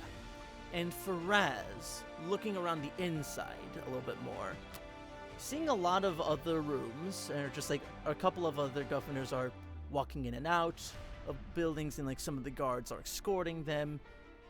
And what catches your eye is a lot of the murals and like what's like the names for those glass sort of images that you see in churches. Mosaics, I think. Stained glass. Yeah, stained glass. Like you're seeing a lot of that.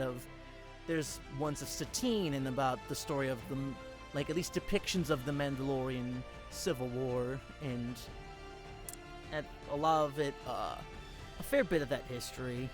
At least like you don't entirely know how accurate it is or how over stylized or what some parts are focused on and what's not. But yeah, it's just an overall, like, you're getting at least, like, a rough little history of the inside, and, as you're walking through, you sort of bump into this younger gentleman, like, walking along the hallways in a rush, and, like, his data pad and, like, some papers, like, spill out, and he goes, "Ooh, I am terribly sorry. Let me just gather the things here." No, I apologize. I should have looked where I was going, Yes. and I'm gonna help him out, Okay. grabbing all the stuff. Yeah. And, like, yeah, like, as, like, you do, and he, like, looks up and sees you and goes, "Oh, wow, thank you very much for your assistance. You're one of the new arrivals from the Republic, correct?" I am, yes. Cadet Corky, Corky Kreese, it's a pleasure to finally meet you. I'm Bo-Katan's son. And I put out my free hand to shake. Pleasure to meet you. I'm Raziel. Yes, I've heard a lot about your exploits in both the Separatists and the Republic, or at least like what's on the public record. It's quite marvelous you were able to turn your back on them and still survive. I thought the Separatists were quite brutal with traitors. They are, but I'm tougher than I look, I guess. So it seems. I look forward to seeing you at the gala next evening. Same. Here, and I give him the rest of his stuff. I don't want to take up more of your time. Oh, I appreciate the help. I'll be on my toes more often and keep my guard up, as they say. Have a good one. Enjoy your stay. As he like rushes off.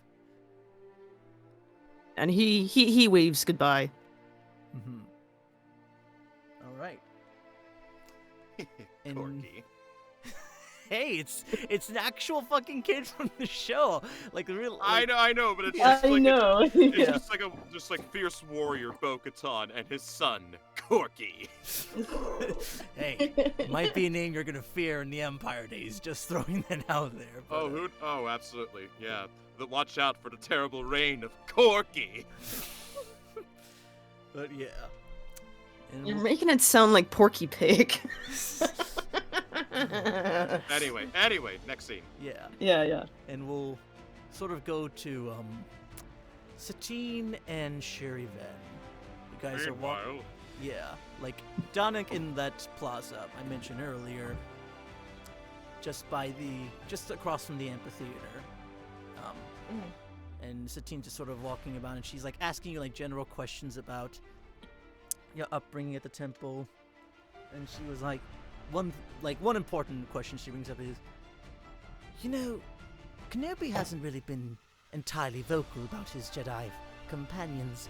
The last time we at least were very much in discussion was that of when he and Qui-Gon Jinn were brought over to assist me and my father during the Mandalorian civil wars and keeping me safe.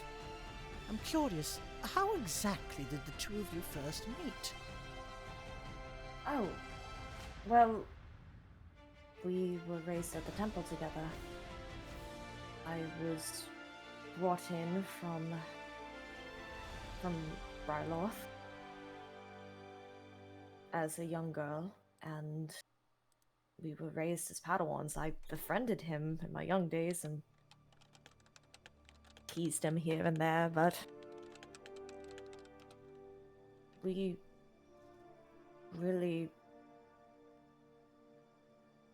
were just students together.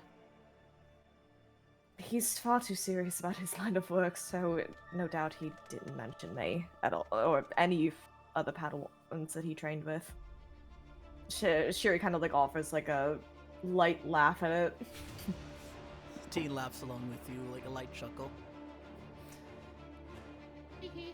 At least he has been quite vocal about his newer apprentice, Skywalker. I've heard he can go quite on his nerves a little bit. Trust me, his Padawan gets more on his nerves than I did back in our old days. And do you have a Padawan back at home as well? I do.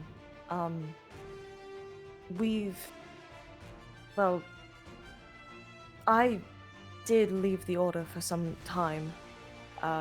Think of it as like an excursion, almost, for a little bit. Was the hypocrisy of the Jedi too much for you? It wasn't more so the hypocrisy, it was more so inner battles I was dealing with.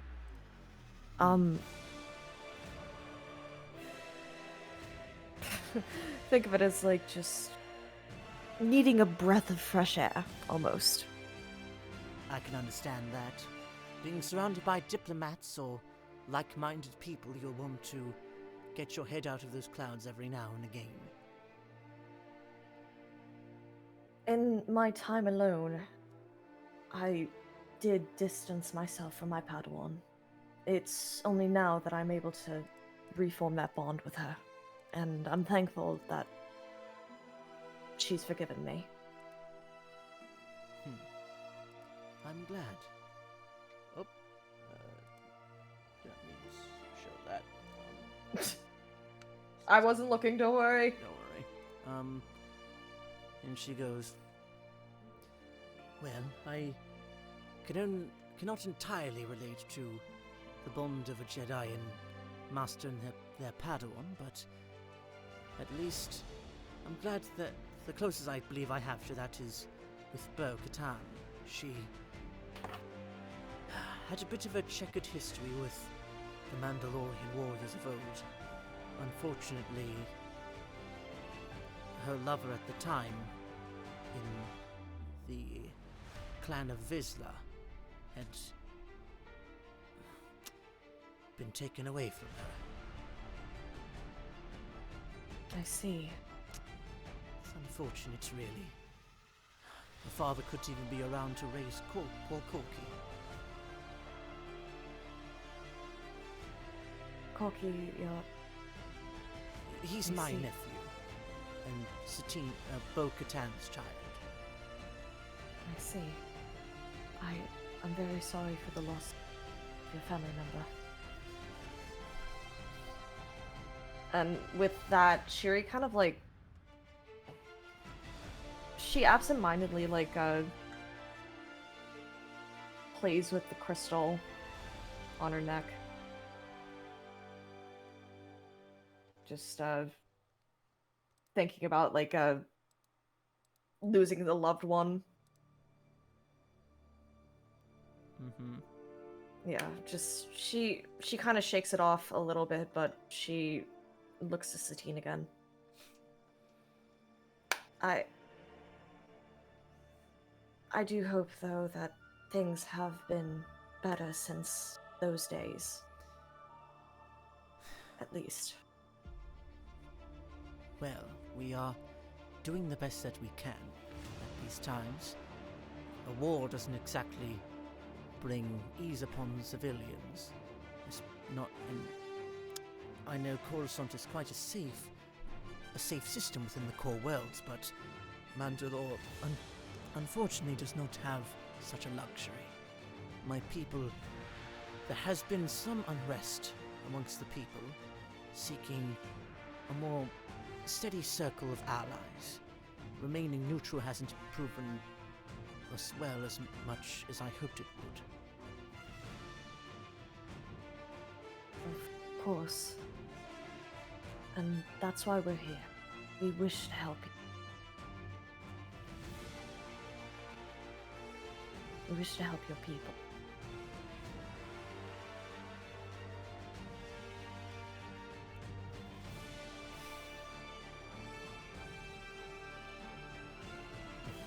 She just sort of like is looking off, just like arms at her side, goes, I do hope that we can reach a type of amends. All I want is what's best for my people, and though I side with the Republic, I don't feel safe knowing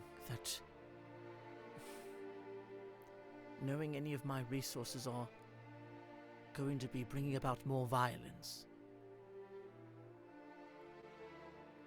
Do you fear that some people might benefit you possibly siding with the Separatists? I'm not entirely sure.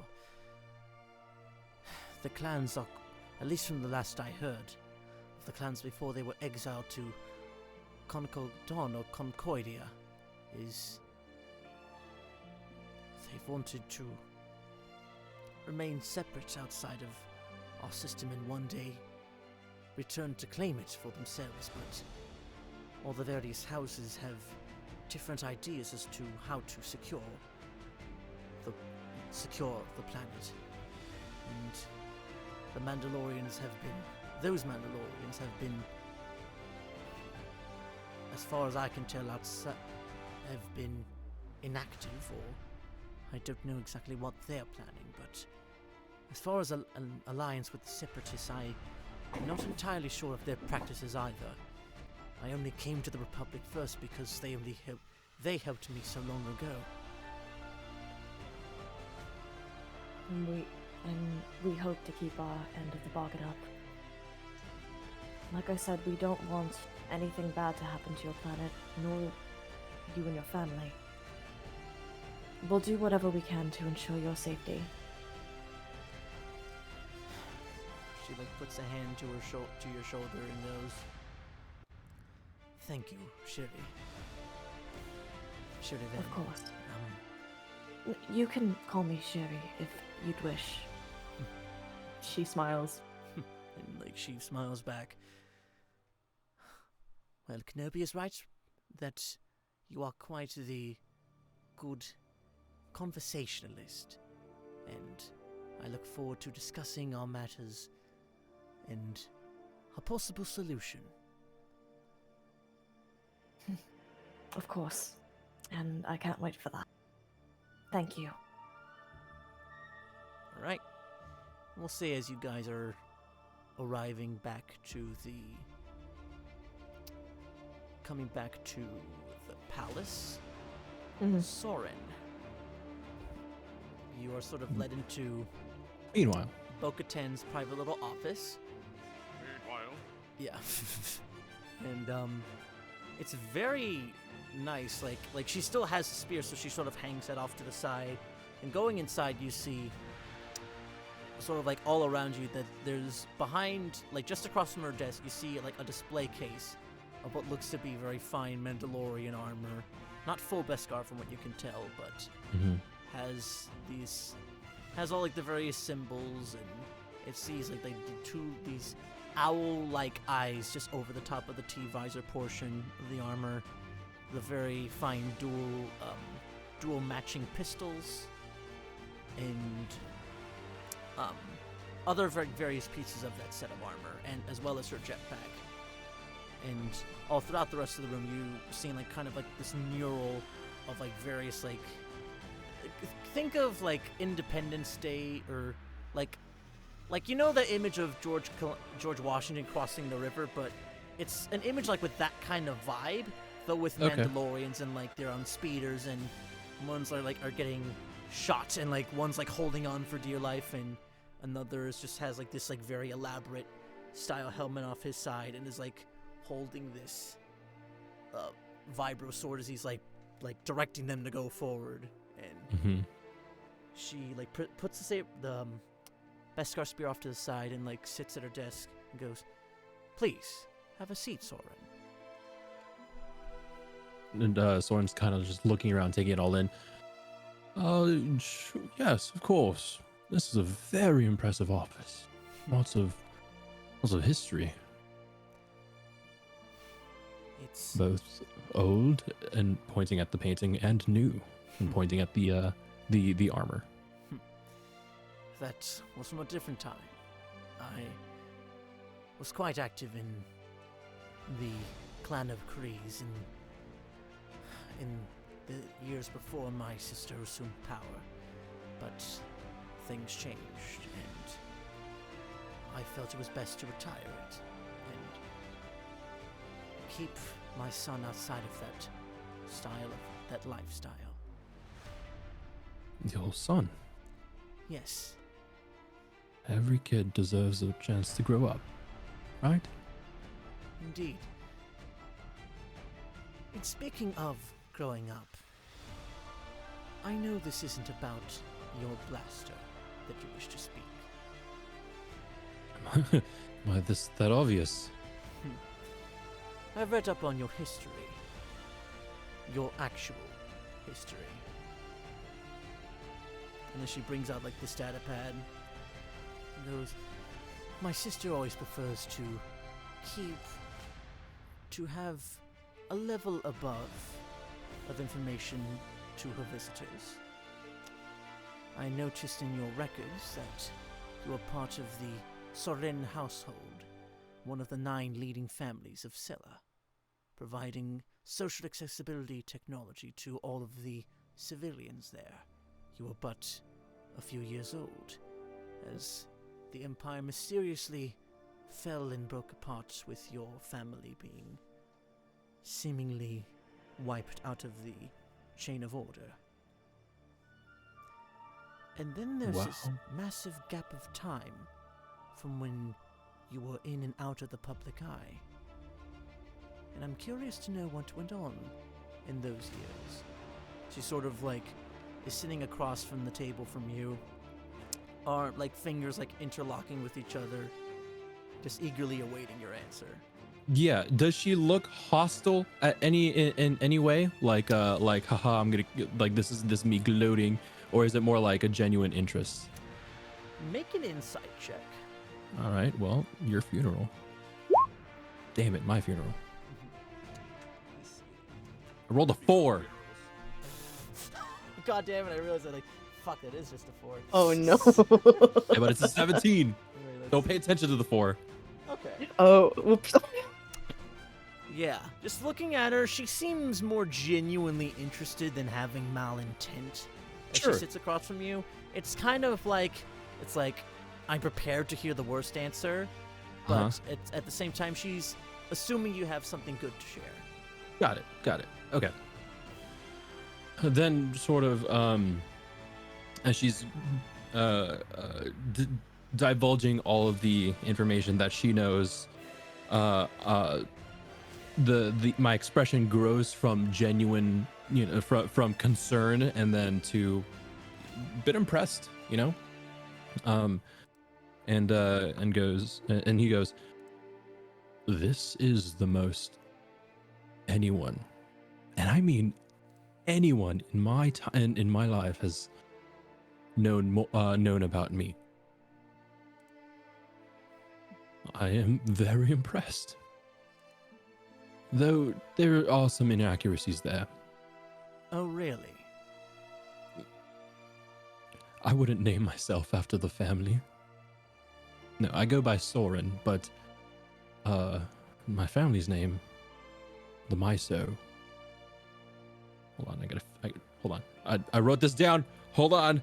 You're good. I know Shiz names are fucking long. They're long. Yeah. I got you. Hold on. There's a.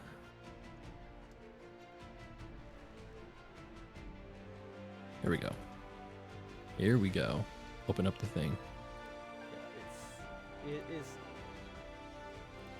Wait, I guess not. I'll pull it up, but he'll go. And yes, you're right. My family we were basically royalty.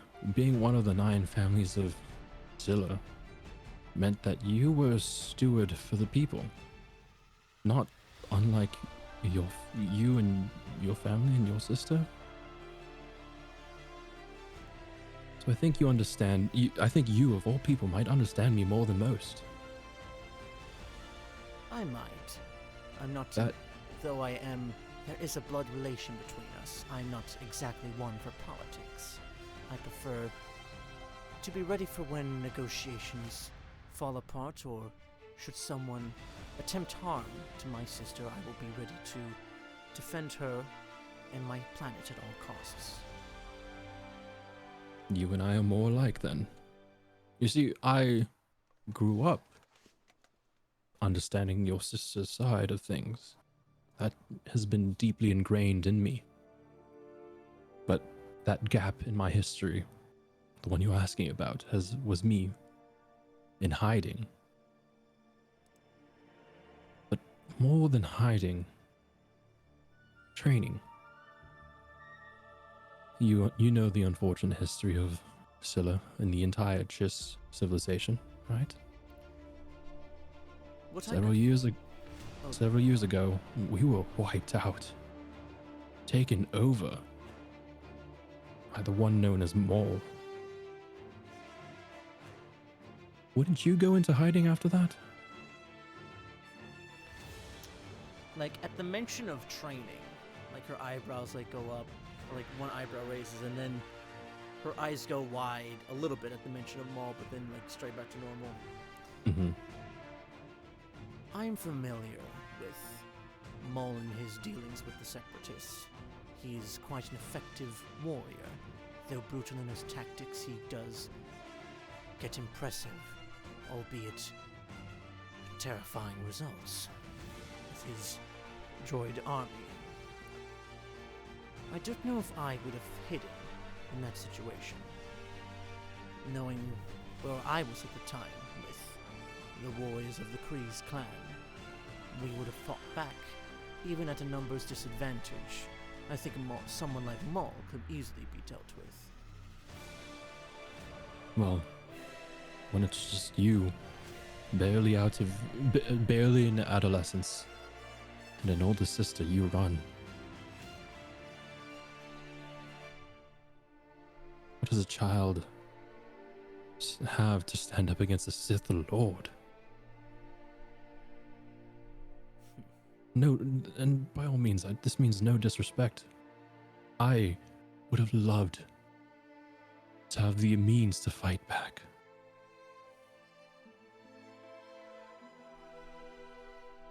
It did not line up.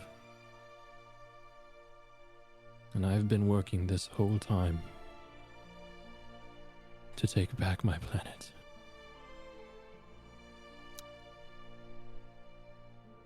Then who did you train with?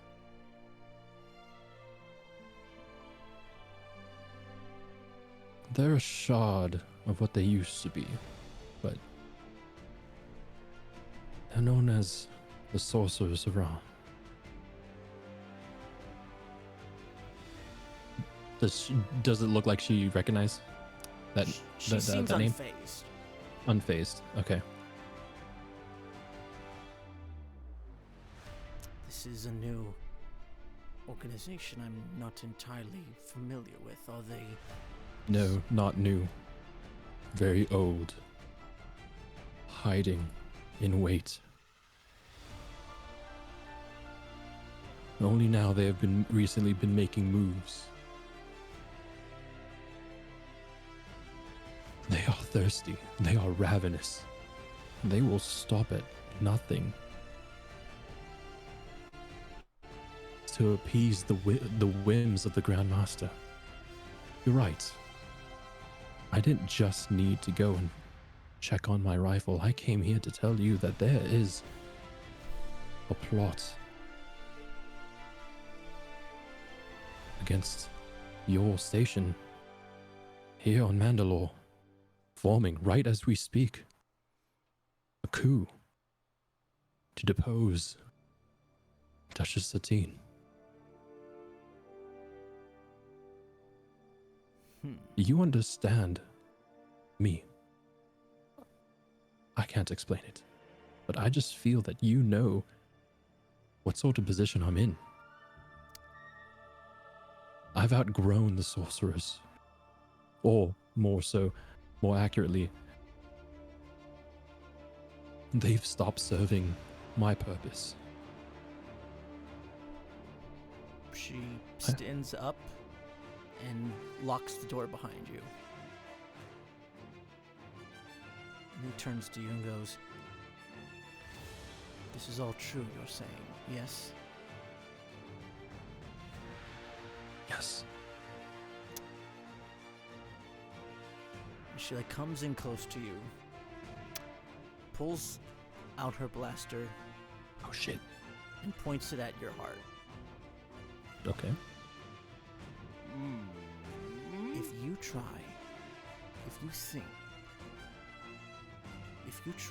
if any of this is false, and you put my sister in harm's way, I will ensure that you will feel a worse pain than any Mandalorian who has suffered at the Rat, who suffered during the great civil wars of old.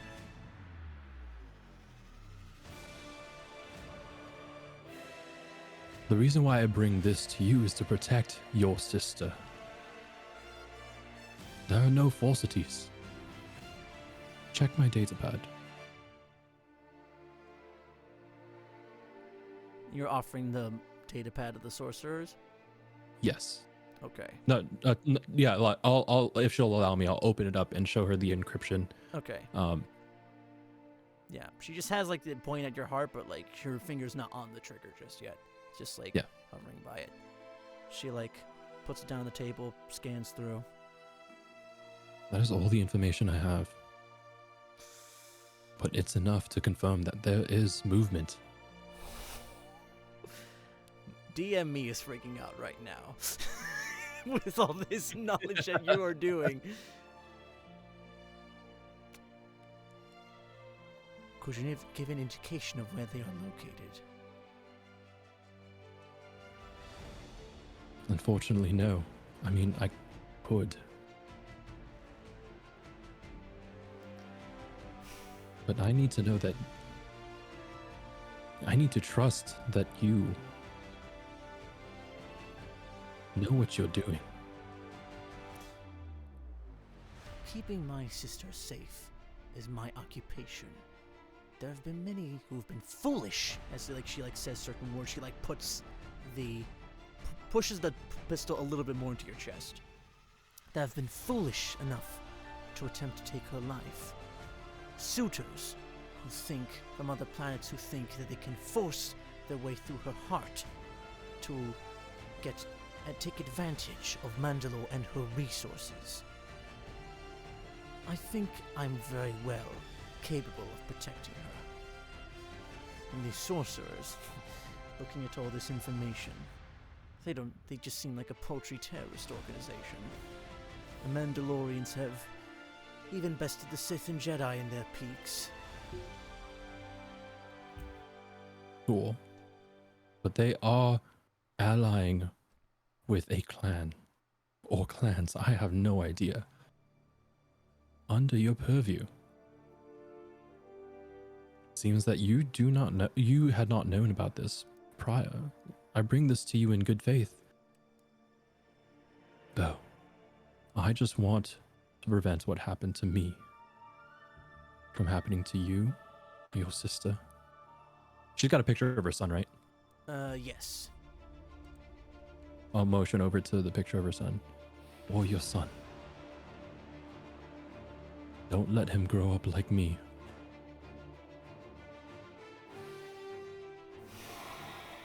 She holsters away the pistol. Fine. I'll take your word for right now. I was gonna roll a persuasion check. Oh. But no, you're good. You're good. Yeah. And she just goes, "You're taking a big gamble sharing all this with me." I have very little choice. I was going to share it with my group, but you came in knowing too much about myself. I need you on my side. This will stay between us. All this information. As long as you do your part in keeping my sister safe. You have my rifle. And by rifle, I mean my skills with the rifle. You understand that, right? Like, Yes. you know, you also have in possession my rifle, but I got you the understand. gist. Yes. okay. And I noticed one of my guards that you appear to have a lightsaber, though it is modified. Were you trained by... With these people, were they Jedi of some sorts? We can weave the darkness. That's what I was raised to understand as the Jedi, maybe the Sith, and all other people call it the Force, but yes, I mean, they are proficient in the ways of the darkness. Right? That's what they called it, the darkness? Yeah. Cool.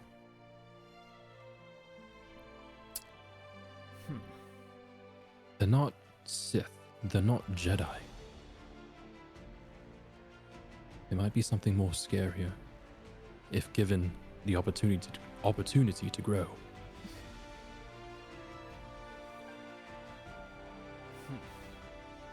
Well, if we stop them here, then it is a good chance we can avoid them aligning with true Mandalorians or any one of the clans is more than enough trouble.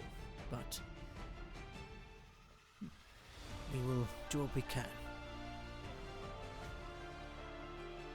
Thank you for this.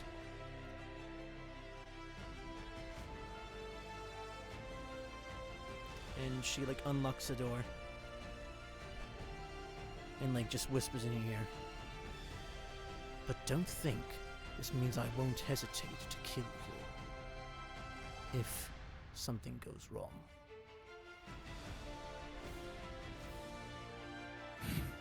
By all means. She sort of punches him in the arm and then goes, "Thank you for all that disclosure, Agent Soren. You may be on your way." Thank you. Though, is it left or right to my quarters? Just keep going left and it's the first left to Okay. the elevators. Sure. Thank you. I will. Will you be at the ball? I might be. I'm not Well. exactly one for parties. Oh, well. At least let me save you a dance, and I will walk away. Damn, this bitch smooth. Smooth like butter. You Space don't butter. see it, but I'll just say so you all know. As the door closes, she just kind of blushes to herself a little bit. Aww. I'll roll a persuasion for that too. I'm kidding. Fucking Casanova here. Yeah, what's up? Fucking just Just saved by the bell audience. Yeah. Listen, everyone's got some sort of a romanceable piece NPC. I want one too. Saved by the Bell, Boy Meets World. Ooh, in the background. This man's going hard immediately for Bo-Katan. Let's go. I'm rooting for you. I will say that he would have disclosed this to Bo-Katan, but for the party and the audience, Soren's full name is Maiso Renva Tagra, and the Maiso name is, if anyone has ever like opened a book and on the Chiss and Scylla, that's a very big deal name. So Yeah, they're. By the way, Gesundheit? yeah. Yeah, it's the captions can't really capture. Yeah, I was gonna say the Soren captions names picked it up. very well. I wish I screen capped it, but the screen caps like picked it up as Maisel Rent Bategra. Wheat? Basil. Basil. Like this is what I remember seeing it as. Putting in chat. Yeah, And I'll put it in the Discord as well. yeah, it's MAISO apostrophe RENVA apostrophe TAGRA. That's a mouthful. I Yep. am not even gonna Don't try to. Don't pronounce even that. try looking up fucking Admiral Thrawn's full name. Too late. But yeah, I think Takes one look at it. It's Supercalifragilisticexpialidocious. Expialidocious. Right. But yeah, we will take our 10-minute break here, and yeah, we will hop right back into the next day and see what the party do. But yeah, we Yes, will be right sir. back, folks. Yes. Be right back.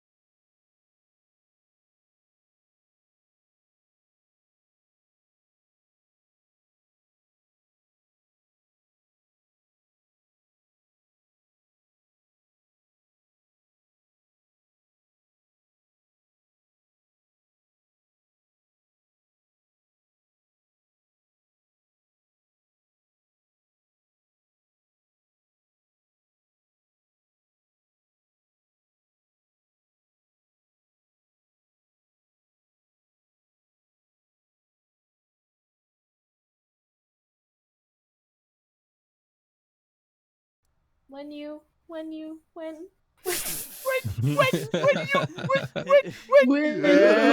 win, win. What? Welcome back. What was that? Sorry, we had a stroke. Anyway. Well, gentlemen, did anybody order the crispy dip? Okay. Sorry. But yeah. Oh, you're good. But yeah, let's we're back from break. Oh shit. Yeah, just getting the music ready, but I will just loop this track for right now. Okay, so yeah, we finish off the day. Just continuing where we left off. Soren had a nice one-on-one with Bo-Katan, sharing all of his information regarding the sorcerers and their this sort of plot in lieu with the Mandalorians in order to try to overthrow Satine. And yeah, we're gonna cut to just a little bit later in the day, and Satine and a couple of the governors and you guys are all invited to a full-on little meal at like this, very standard long style table. As you're all like fed like very fine Mandalorian cuisine, just roasted pork, some very like fine curated Jawa juice, bantha meat, and yeah, lots of very fine cuisines. You guys sitting in any particular order here? Cause like the only like real like big noticeable like seat positions are Satine is at the head of the table, and on either side are again Bo-Katan and Pre Vizsla. So, out of respect, I will sit close to Satine, so probably next to Bo. Okay. I will sit across. Okay. So just So next to Pre. Right next to Pre. Okay. And for Viper and Raz. Viper will take whatever seat is open afterwards.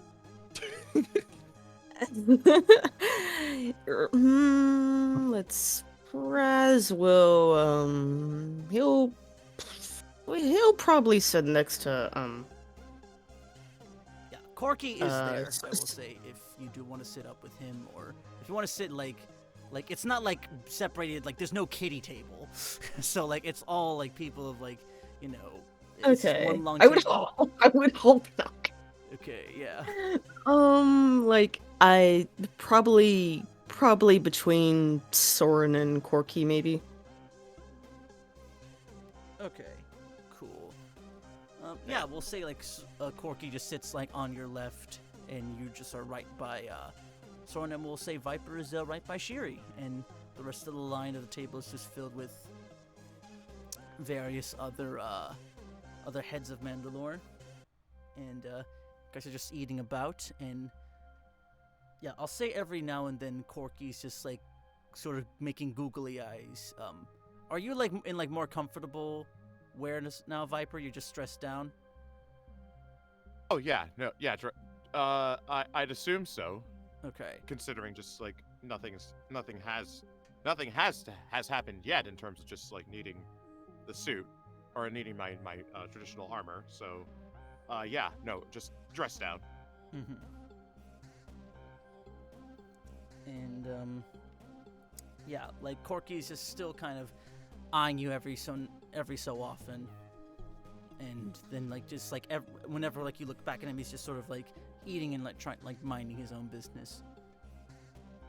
And yeah, Bo-Katan is like also like patiently eating, sort of looking at you, Soren, from across the table, just like like making sure. No, you're I still don't know. vigilant. Yeah, she's just Go on. Yeah, she's just like making like just like it's not like a death stare at you, but it's just like a you better like if something happens like right now, I expect you to like jump out your chair and fuck shit up. But if you don't, I will blow your head off. It's like that kind of look. Okay, cool. Passive insight working in my favor then. Yeah. Yeah, she might hold a lot of cards to her chest, but in this case, she is making it loud and clear for you. And Satina's just commenting, food is quite lovely today. I'm excited for everyone to have a nice evening over at the ball tomorrow night. It has been quite long since having anything of this quality. I'm sure it's not every day you get that warriors who, like yourselves, who strive to make peace are ever treated like proper citizens. And outside of, I know it might be more difficult in some situations. There might be having lower foods or suffering a supply loss due to the war, but we here on Mandalore are well stocked for the time being, and our moons provide great resources to us.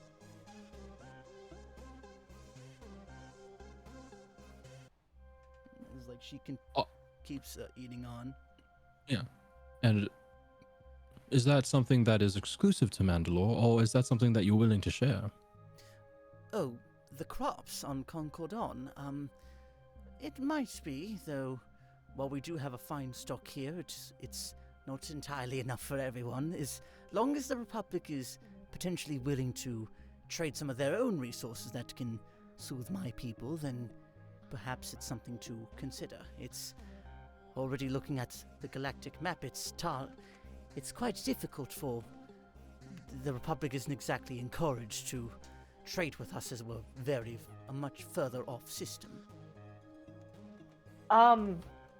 What was the name of the planet that Padme mentioned to me? I have to check the map.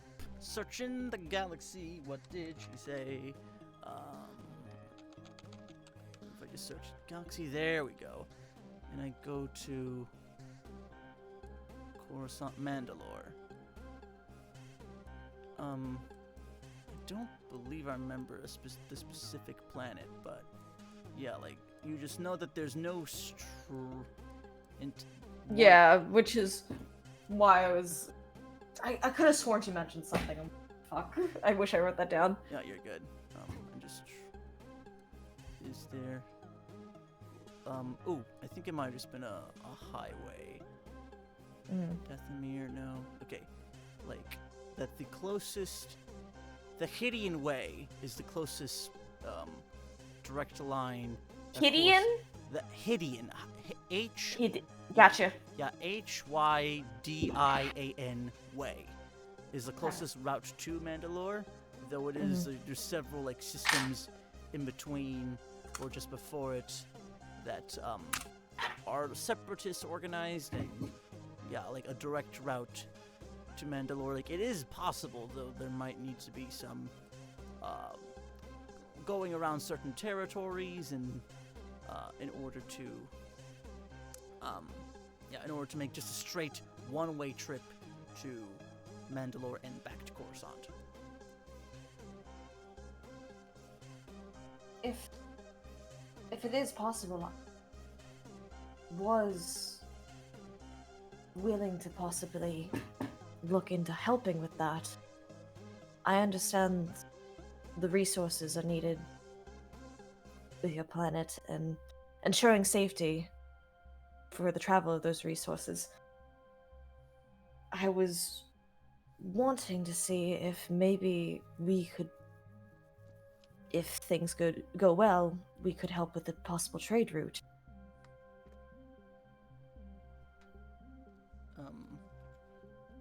Previs sort of like, eyes up and goes, "If I may, forgive me for being so bold, Master Jedi, but there are quite a few systems in the way, and there are other more safe routes and other neutral systems nearby Mandalore we can more feasibly trade with.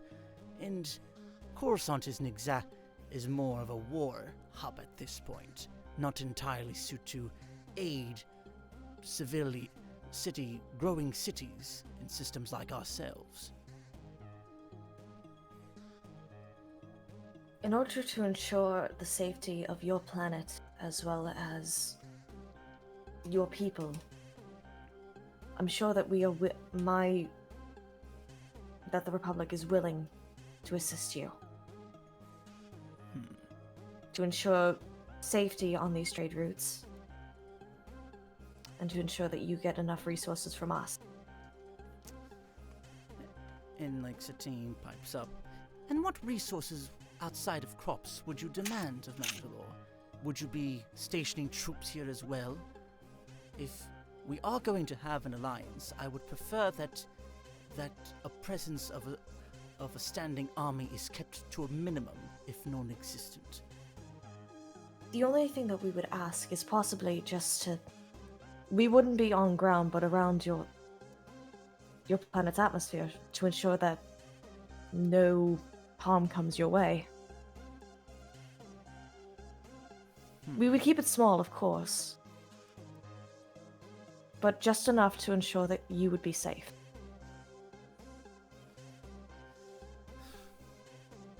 And Previsla pipes up. Are you aware about the liveliness of the surviving Mandalorian clans just outside of Mandalore surface? You believe your armies can rat them out, so the Republic can station themselves there? If we are willing to do that, I mean, if you are allowing us to do so, then whatever helps. And if I may, perhaps the mere presence will drive them back.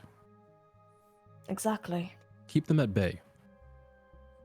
Make it harder for them to make moves against the throne. Yeah. Previsla just kind of like gives like sort of like bites his lip a little bit. Like a little bit frustrated, then like looks to you, Raz. You, boy! You spent plenty of time with your Master Maul. Do you think he would be so bold as to try to align himself with these clans? Or perhaps a direct assault on Mandalore itself? He... During my time with him, he did discuss... He did meet with other planet representatives from time to time to discuss politics. But more often than not, it led to violence. Bloodshed. And you can be certain that if Maul is involved, the Jedi, perhaps high-ranking Jedi, Obi-Wan, Mace Windu, might come visit and provide more of a security detail to aid the already proficient the Royal Guard here. And then I'll look over at Bo-Katan.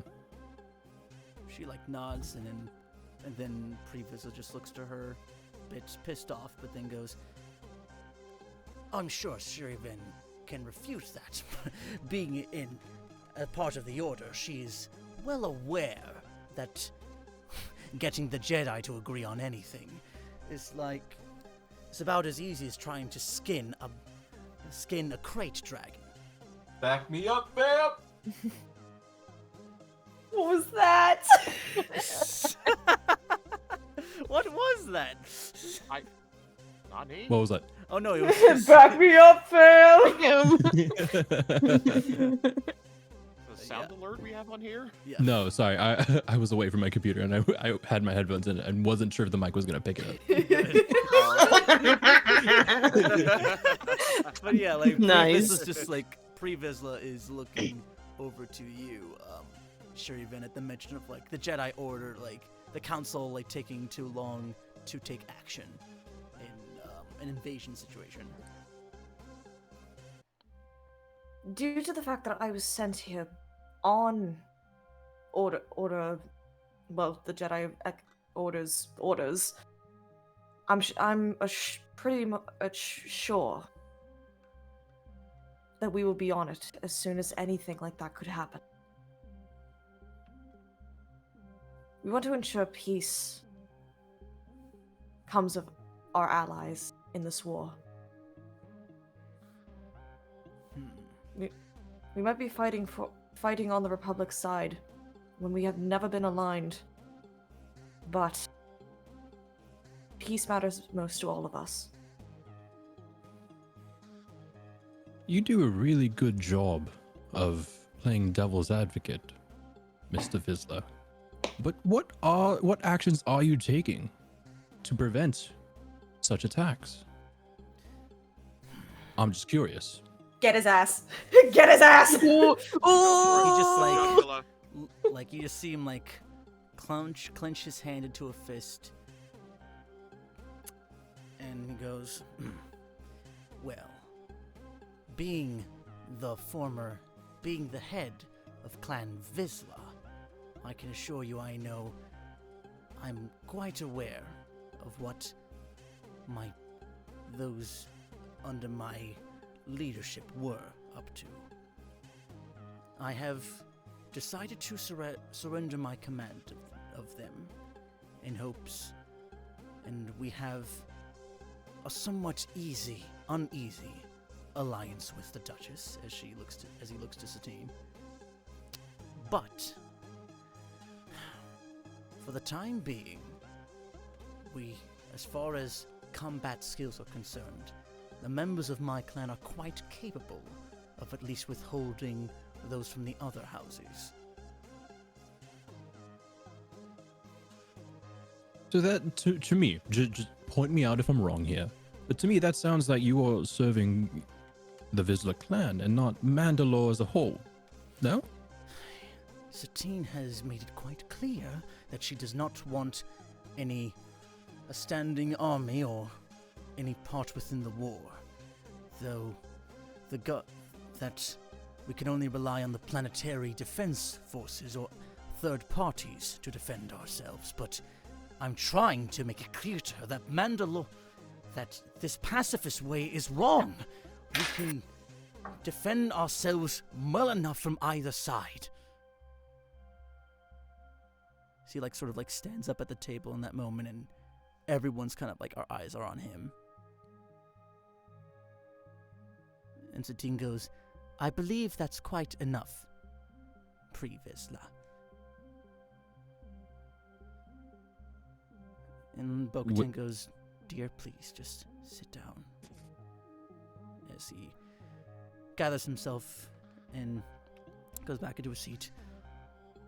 "All I'm saying is, I'm ready to assume command of my forces or notify my lieutenants or those just below me to prepare for the worst. I do have Mandalore's best interest at heart. That is why I am one of the few who was able to tolerate Satine's demands. That those of the Clan Vizsla stay on Concord Dawn and cause no trouble." If I may. If someone like Maul were to attack, no disrespect to you, but you and your forces would not be enough. His army is massive. And his forces and him are extremely powerful. Despite what you may say, I don't believe it would be enough to stop someone like him. I should know. Well, I'm curious to hear what your clone commando friend has to say about that. Viper, what do you think? I'm assuming you've seen these Jedi fight firsthand against these swarms of droids. Do you think that your own forces are capable enough to withstand an onslaught from Maul, aligned with my clan? Well, I personally believe in strength in numbers, sir. I don't believe excessive violence isn't exactly going to win us the war per se. During my time on Camino, I was taught a lot of things. How to take down creatures, piloting ships. But above everything else, cooperation and teamwork with my teammates, my troopers, my brothers in arms.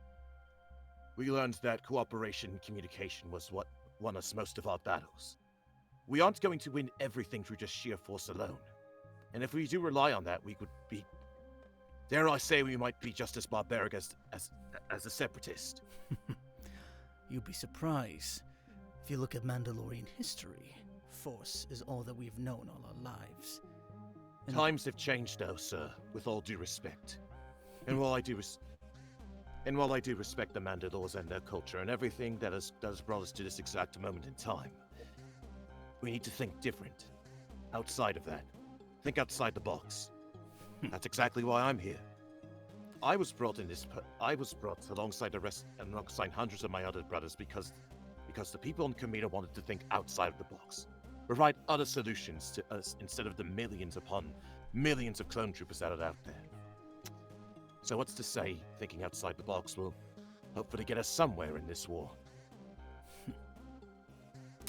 as he like sort of shakes his head down and goes, and to think, and you were a clone from one of our best.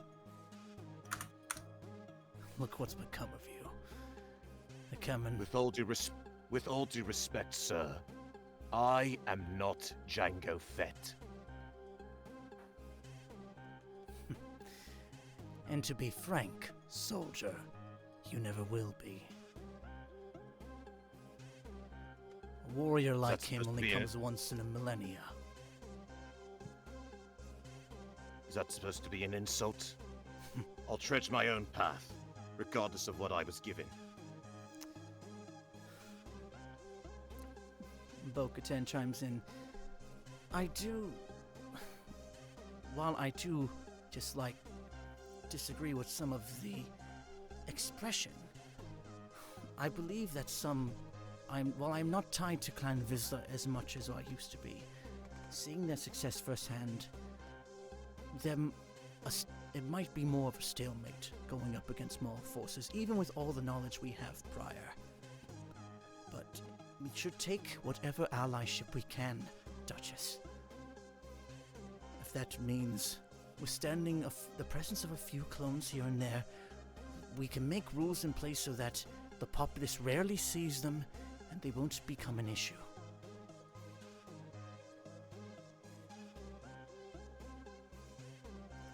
And she just looks to you and goes, looks to Soren, Raz, and Shiri and goes, with your own experience, do you think the clones are trustworthy warriors? Ones that you are willing to put not only your life, but your own planets into their hands to protect? Yes. And they've been nothing but reliable soldiers. And with that, she looks at Viper, as well as wonderful companions to have. I trust them with my life, just as all of the Jedi that are helping with this war have done. She nods and looks to Soren and Raz for your responses. I largely agree with Shiri. Though I'd take care not to refer to clones as if they're all the same person. They're all unique. They're people too. I have grown really fond of Viper. Also, all the other clones that I come across. They're all different in their own way. Some I get along with more than others, but it just goes for the same with people. And even with all of them raised to believe that the Republic can do no wrong, that does not concern you?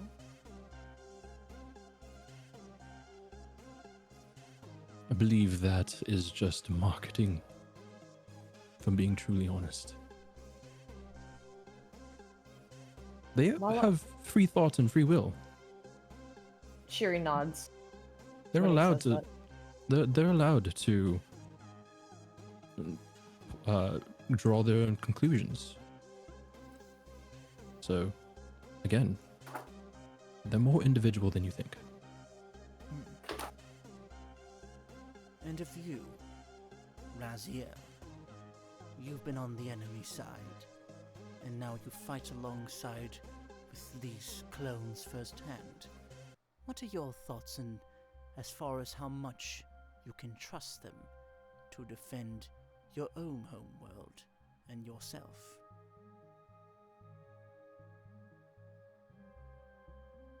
Ever since I joined the Republic, I have seen many clones. No, not just clones. Good men and women. Brave and courageous people. Soldiers. Enlisting to protect people. To protect lives in this war. Viper, and I've met many clone troopers who I would trust with my life. Especially Viper. They're not just clones.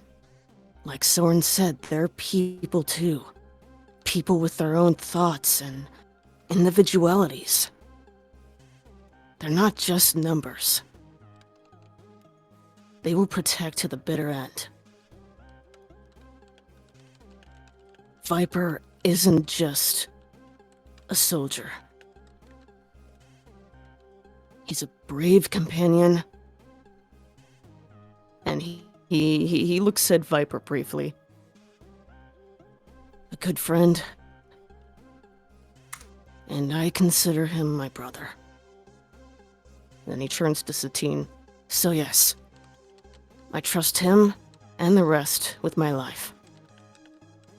Upon hearing brother, he just sort of, you hear just sort of like, you catch a glimpse of just sort of like Viper just doing like the quick, just sort of like just like the sniff, rubbing the nose, and just sort of like the... Aww. And hearing that, Satine sort of like slouches back to like continues eating, or like stops eating. And pauses for a moment. I see. It is very noble praise from someone so young. It is unfortunate that you have had to have seen as much bloodshed as you have, and unfortunately have been the cause of it, but you have learned, and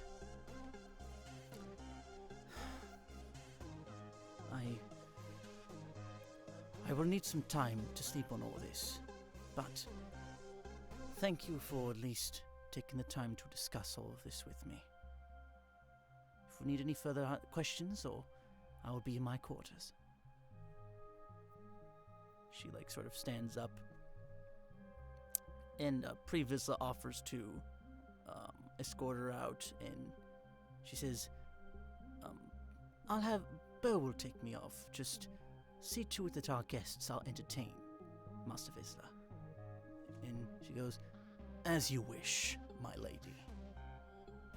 So yeah, as the night goes on, slowly all the governors are leaving, and then you see Previsla sort of like then it's just down to the four of you and Previsla at the table, and goes, I'll be gathering your dishes.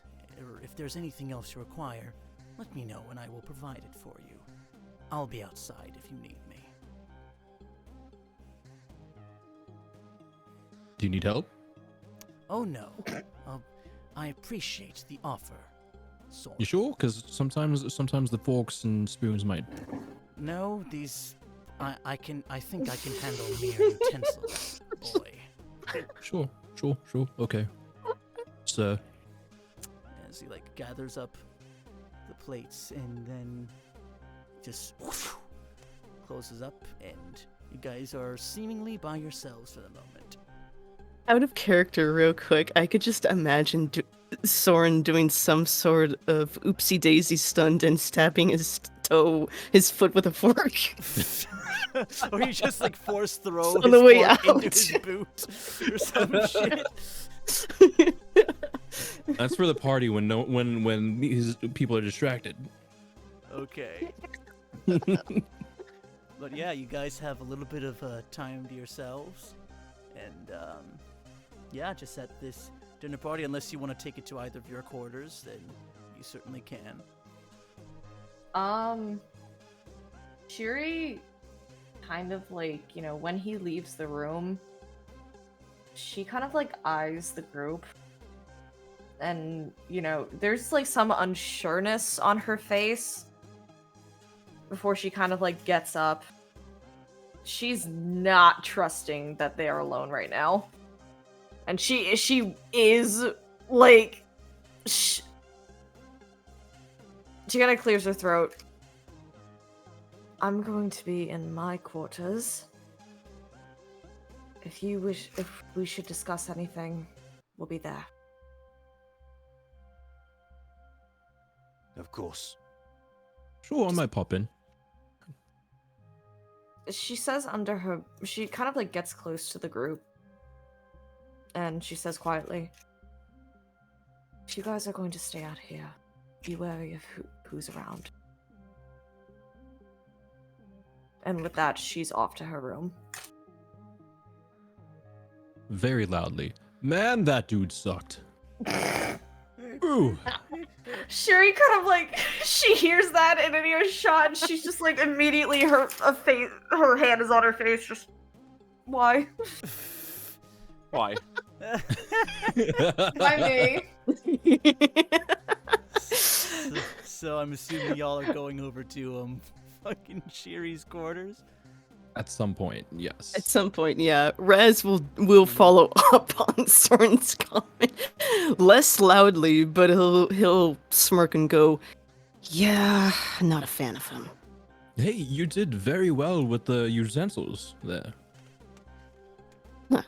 Like you Think picked out the so? right one. Like there was the salad one, the entree one, and then Oh yeah, like I'll say like yeah, like over like the course of Raz, like you're right next to Soren, yeah?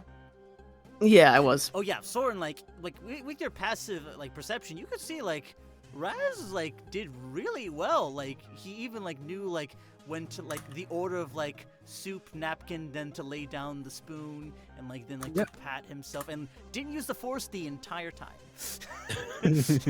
Unless you wanted to, Raz. No, I wouldn't. Okay. And, like you didn't even get your horns dirty. You were just like a nice little gentleman at the table. Very yeah, like from a farm boy being raised on Iridonia to eating at a Mandalorian like royal table, like this was a bit of a culture shock for you, but yeah, like you made it here nonetheless, and you looked like you belong, and hardly looked out of place. you carried yourself very well. Would not have known that you had just learned these skills this past week. Sure. Thank you. Well, I had a pretty good teacher. No. I lost my cool. You picked it up. This is your victory. And he smiles at that. Cool. Okay, well, definitely going to turn in pretty soon, pretty early. See you all in the morning. Good night. Right. See you then. And Soren will leave with a wink. Okay. Going to Shiri's. And everybody's like, they're like, y'all are like sort of like going your own way from your own quarters, but then going to Shiri's before bed, right? Is that Yes, exactly. Okay. Yes, That's how I exactly. imagine it. Yeah. Okay. Just trying to make it less conspicuous as possible. All right. Mhm. All right. I got one little thing to roll just before that. Pop over to Bo's office, wave goodnight, but don't have to work Hi, for that. boo! Hey, babe. Ryan. Ryan! Alright. Stop! All right. Viper, if you could make me just a Oh yeah. If you could make me a perception check, please. Okay. Yeah, no, I'd imagine just sort of like since Viper would be the last to leave, he just sort of like stands up from the table, just looking down at the table and just like never be Jango Fett. All right, perception. Yes. Jango Fett wishes. 8. All right. So, you don't notice anything, but everybody makes it off to Shir'iven's quarters, and yeah, you guys are now a little more guaranteed private in this space. Okay.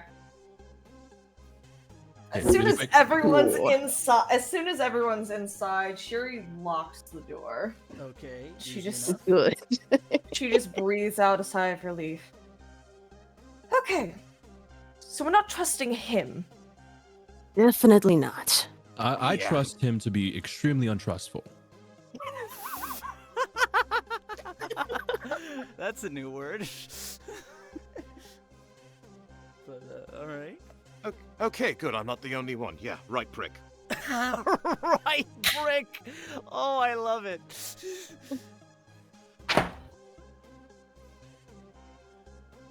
Something tells me.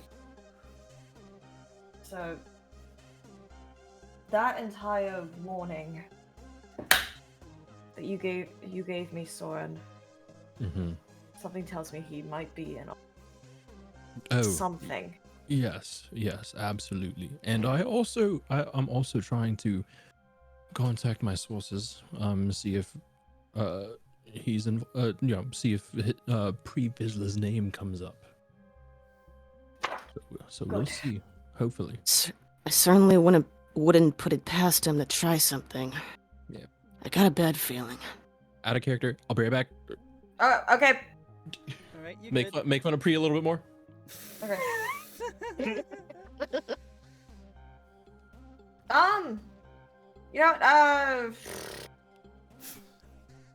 What does Shiri fully know about Pre-Vizsla, like, as a whole? As a whole, well, Do you want me to do a lore check?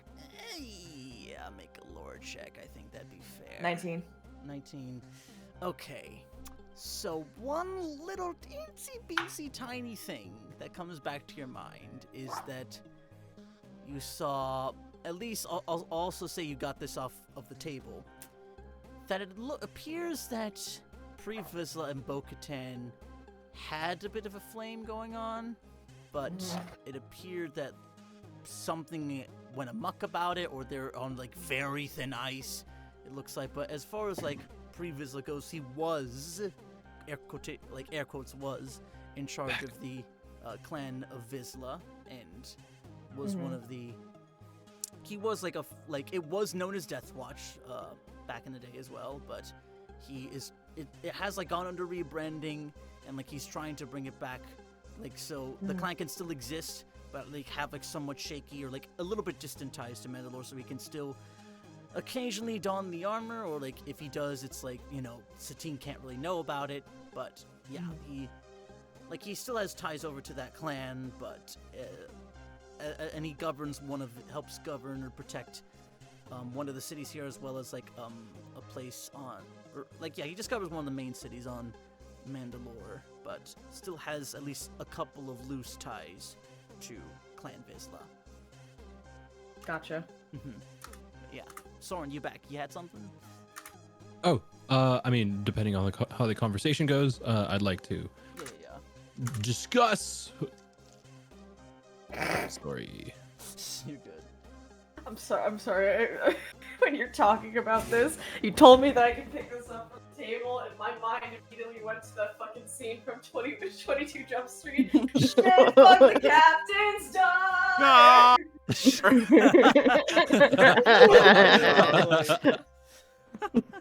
Nice. Wild, truly. So, if we're talking about the coup, so to compare notes on my end, Bo-Katan now knows that there's some sort of plot right? Mm-hmm. And that conversation started in a place that I did not expect it to start out from. You see, Bo knew a lot about me. Like, way more. More than all of you know. And that opened up the conversation to the coup. And I feel that we can trust Bo. But it got me thinking. I think it's unfair that someone that we just met, even though she's part of some royal guard, know more about me than the people that I consider closest. So, all cards on the table. You know I came from the Chiss homeworld, Scylla. Yes. Right. Mm-hmm. And I've been fairly vague about where my family comes from and who my family was, but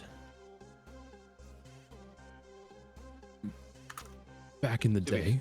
To be fair, though, fairly vague is sort of a you thing. At least that's the energy I'm seeing from you. This is very true, and so hopefully this clears most of the vagueness up. You were very right there about that, Viper, and I'm sorry. I'm deeply sorry about all of this. I owe it to you. My family were the Mysore family. You might know them from one of the 9 families of Scylla. Me and my sister were the next in line to take up the family business and be stewards for accessibility and social equity for the entire planet before we were deposed by Mol.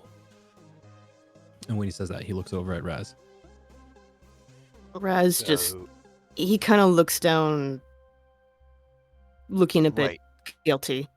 Wait, hold on. So, that makes you a prince? As close to our standard definitions of prince as possible, yes. Huh. And when I say Mol, I mean only Mol. And your family had connections too. Yes. Oh yeah, that sounds bad. As far as I'm concerned, as far as I know, all the families, including mine, were wiped out. My sister and I believe, are the only surviving members at the time of the 9 families. We ran. She was smart. I was young. She hid me on Jakku with this group of people who knew how to fight. They taught me how to defend myself and promised me power to take back the homeworld.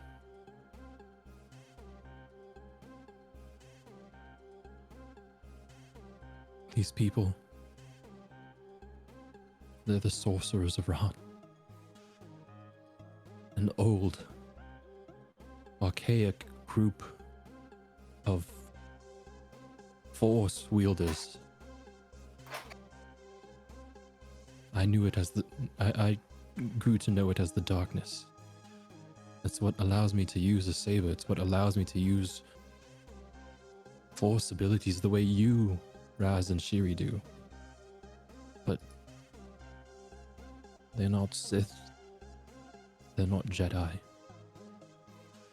They serve one. Calls himself the Grand Master. He has been overseeing all of my ventures. I'm not a reporter. No. I'm an operative, an agent.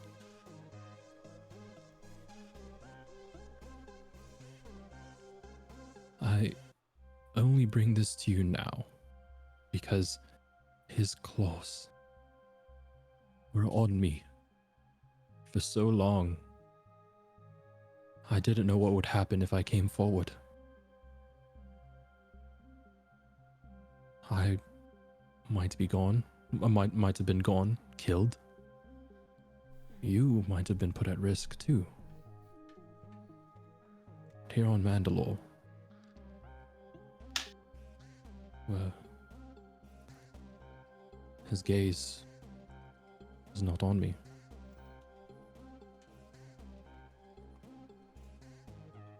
And that's know- why you're telling us now. Yes. What? Why isn't it now? What do you seek to gain out of all this? Why us? I need out of the sorcerers. They are moving in a direction that I don't agree with. Wait, did my question get picked up? Sorry. It did. It did. Okay. Okay. I will address it. Okay. Okay. Yeah, for sure.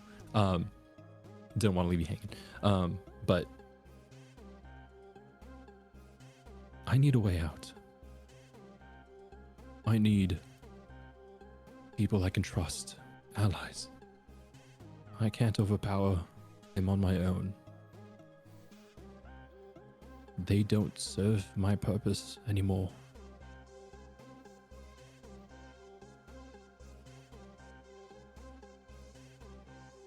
I assured you the night before that we would do anything to ensure that all of us remain safe. You refer to us as a family. If we are that, we aren't letting you get hurt.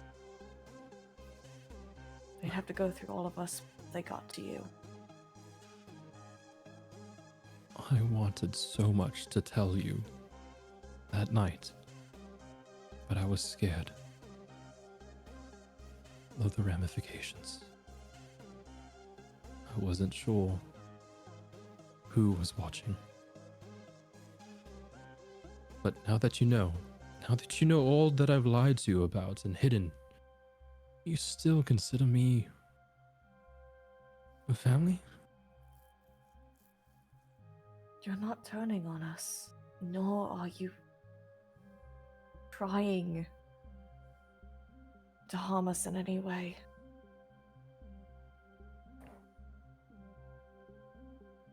I mentioned before that I'm not like normal Jedi.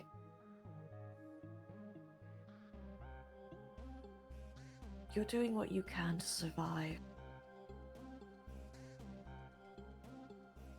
Yet, you care for us, you care for our safety. And that's what matters to us. Also, if I may, not normal tends to be our MO around here.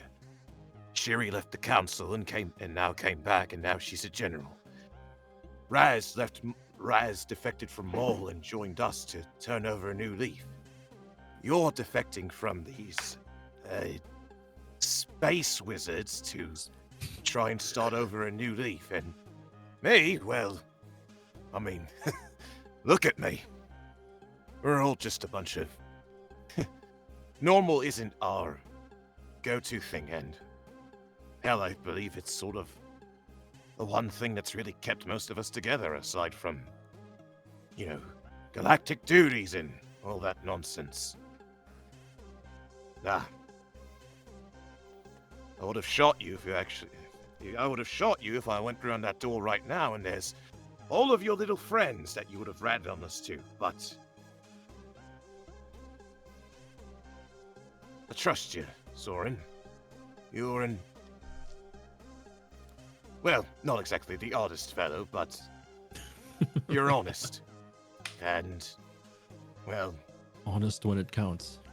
Honest where it counts. good way of describing it. And you've stuck with us. You've stuck with us this far, and I couldn't see you without at least a proper reason to do so. So, what the hell? Depending on where we go after Mandalore, I could fancy seeing myself shooting up some of these sorcerers of whatever they are. I'm honored to fight by your side, Viper. And then I'll turn over to Raz. I'll turn over to Raz and go.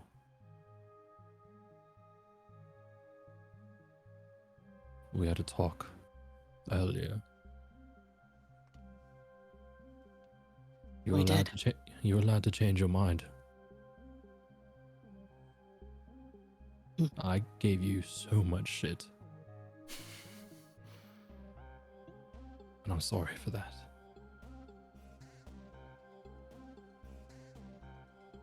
That He doesn't kind of- excuse and absolve me from your wrath here.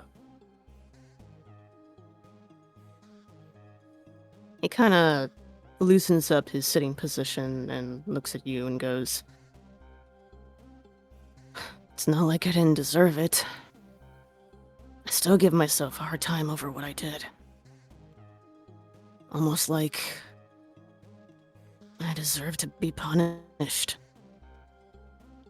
So, if you think we're gonna turn your back on you over who you aligned yourself with,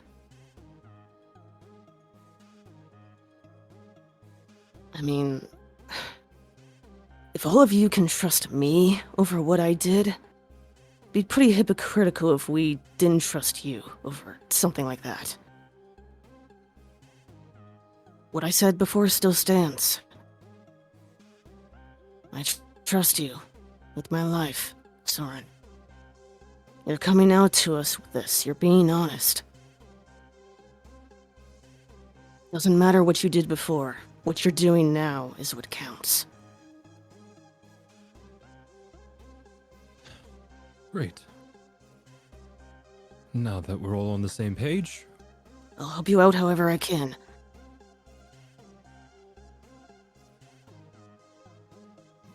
I appreciate that. And now that we're all on the same page, I have one more surprise. Remember that statue that I broke back on Duxton? The creepy looking fellow? The brother. Yes. Yeah, that thing that tried to control me? Yes, as long as we're on Mandalore, he's the reason why the Grand Master can't see me. Alarms are going off in Cherry's head right now. Raz looks off. Raz looks up, looking very, very perplexed. Wait, He's What? I thought Huh? I was hallucinating. He visited me after that battle, and I thought we were done with it once we left Duxton. Everyone seems so out of sorts. I thought it was just I was just out of sorts in the same way. Wait. Viper snaps his fingers, just sort of like, so this Grandmaster, he must have been the one that made Raz go insane, right? No. The son, the statue. The statue's different from the Grandmaster. The Grandmaster's some prick off on Jakku. You can't.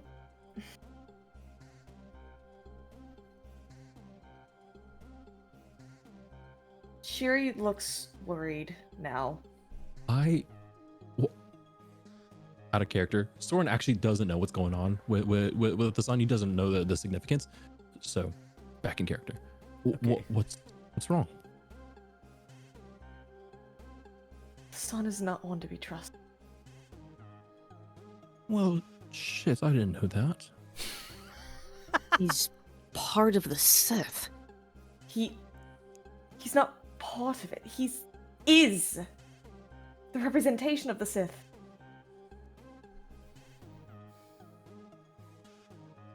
He... Let me He's the one who clouded my head and made me attack Viper. Why is he helping you? Starting to make sense a little bit more now. He is helping me because I agreed to do a favor for him. And What he's like is- scrunching his face, just kind of like, What is the favor? Shuri doesn't look mad. She looks frightened, Okay. scared at this moment.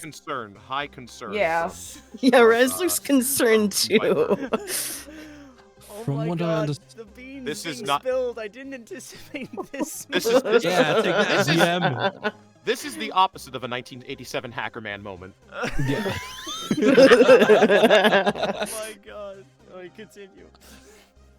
Mhm. He said something about a Force Nexus.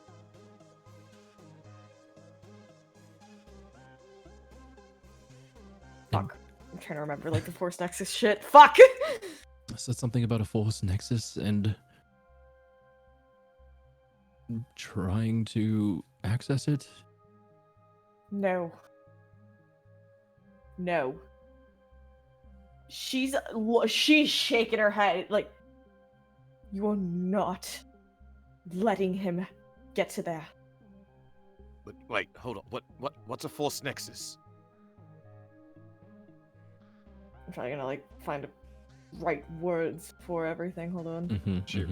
Shiri furiously going to Wikipedia. I will say, from Shir'iven's experience, or at least of like her research, she definitely knows that Force Nexuses are planets or portions of, or a certain sector of the planet where the Force is especially strong and sort of the realm of where that power originates.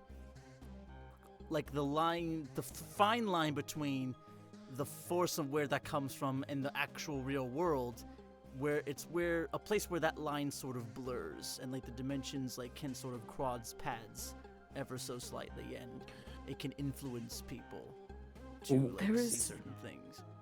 Okay, There is okay. no telling what he could do if you brought him there. So- Wait, you mean it's...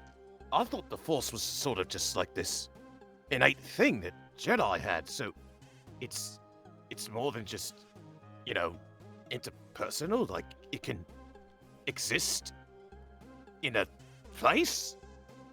It exists in many people, many places. It all depends if on he where br- you are in the galaxy. And if he brings the sun to that, it's like giving him It's like that whole planet will pretty much become a dark side battery. This will spell bad news. That's not good. So, Soren, you're not bringing him there. I understand he ensured safety to you, but if you are not going to be safe the moment he gets his hands on that gripping virgins. Not only that, just... He said there's these sorcerers, there's bound to be at least more of them than just that, not just one Sith. If 2 or 3 Darksiders were on there, then that's not just war, that's annihilation. No one would be safe. Soren, We can't let that happen. Soren, I understand that he promised you that safety. But you have us. We are not going to let this Grand Master get to you. Well, and then Soren's this whole time as y'all are like parsing through and like thinking about this, Soren is just kind of stewing. His face is growing more and more angry. And you just hear in the back of your mind, very bold move you're taking. Go on, share more with them. Let's see how they can how this family, how long they can protect you. At that, Soren is going to get up from his chair and knock it over, assuming he was sitting down in a chair. I am tired of being used. I'm tired of not having any agency. Are you kidding me? Is he saying, "Are you kidding?" to us? You're just talking to yourself at this point, but like out loud. Yeah, thinking out loud. Okay. Okay. Yeah. And he goes, first, my planet destroyed. Have no say in any of that, and get shipped off to defend myself with this Grand Master who uses me in plans for his own gain, promising me power to take my planet back. And the instant I decide, no, that's not working out for me, I get in line with this brother, this son, again, using me for his own. I can't handle this. How was I supposed to know? Oh, We don't blame you, but we're worried about you. no, I'm not mad at you. I'm not mad at any of you.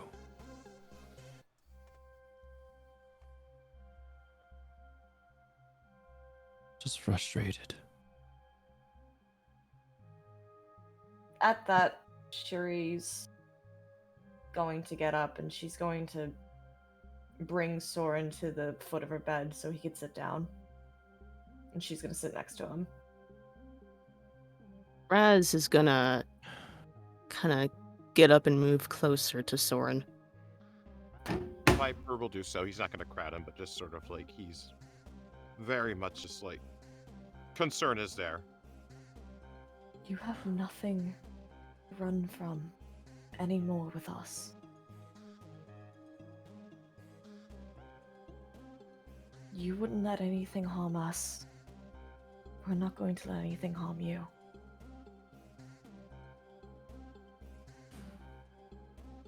I understand your anger and frustration of being used, being manipulated, thinking you're getting somewhere, but it all turns out to be for naught. Been there myself. I know what you're going through and how hard it is. I can help you. I'm willing to help you get away from this. And I won't let any harm come to you, I swear. You don't deserve to be played by them anymore. You deserve to choose your own path.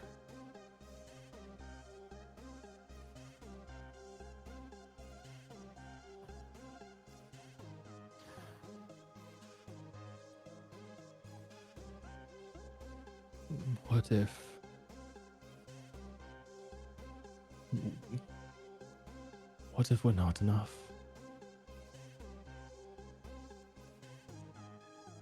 You promise no harm will come to me, or you'll come to my aid, but what if I can't defend any of you? If the sun is as powerful as you say he is, what hope is there?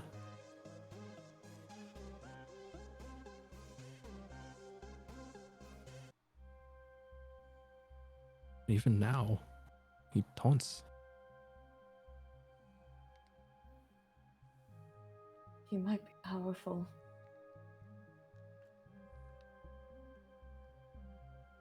But I'm sure as hell not going to back down.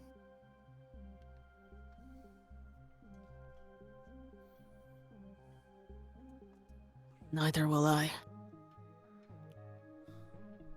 maybe it does seem bleak. Maybe it does seem hopeless. It's easier to give in. But that's why we fight. As long as we still have something worth living for, worth fighting for, you can't give up. There's always hope. No matter what. And I strongly believe that.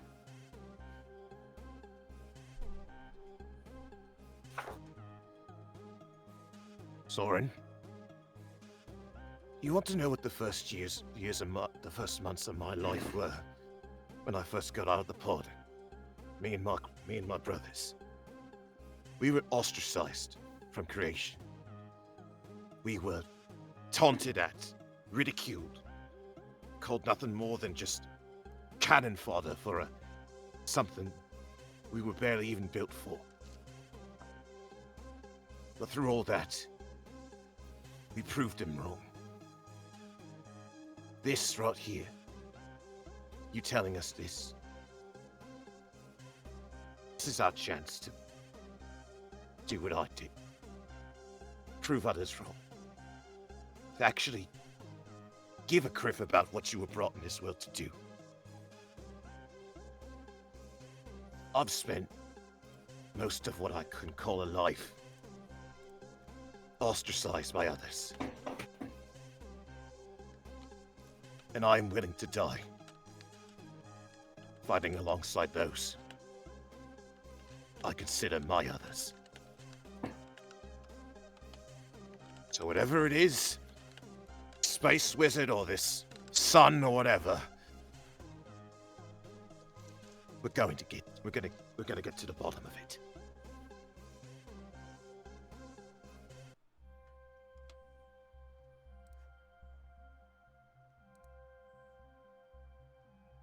Thank you all. Oh man, trading out one giant weight off my shoulders for another. Look at you, broody boy, giving me advice on how to stay hopeful. Odd one out, the odd clone out, finding family. And you, Sherry, having left the Jedi Order and now finding your own place in this world, guiding us. Could have fooled me.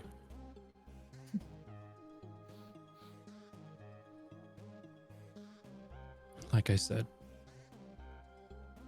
my allegiance is to all three of you.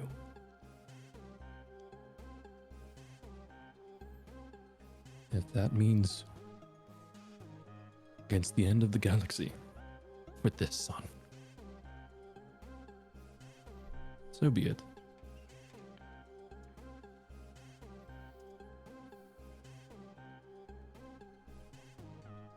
God, we have a party to get to. I can't be thinking about this. And he's like waving his hands in front of his eyes.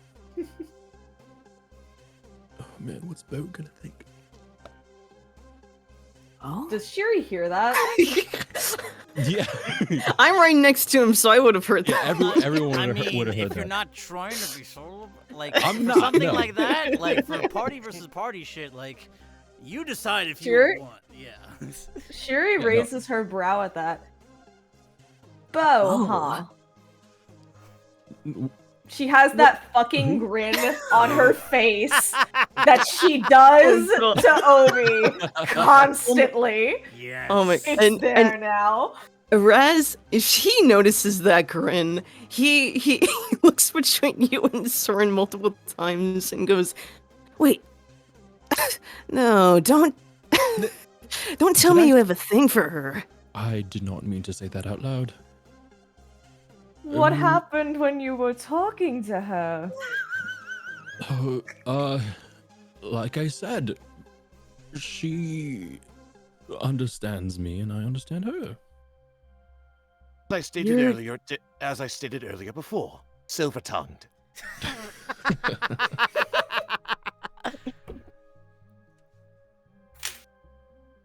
Shir'iven, like, she's stifling a laugh at this point, but she breaks out into, like, not crazy loud, but, like, this is the most laughter someone would see out of Shir'iven in a good while. Oh,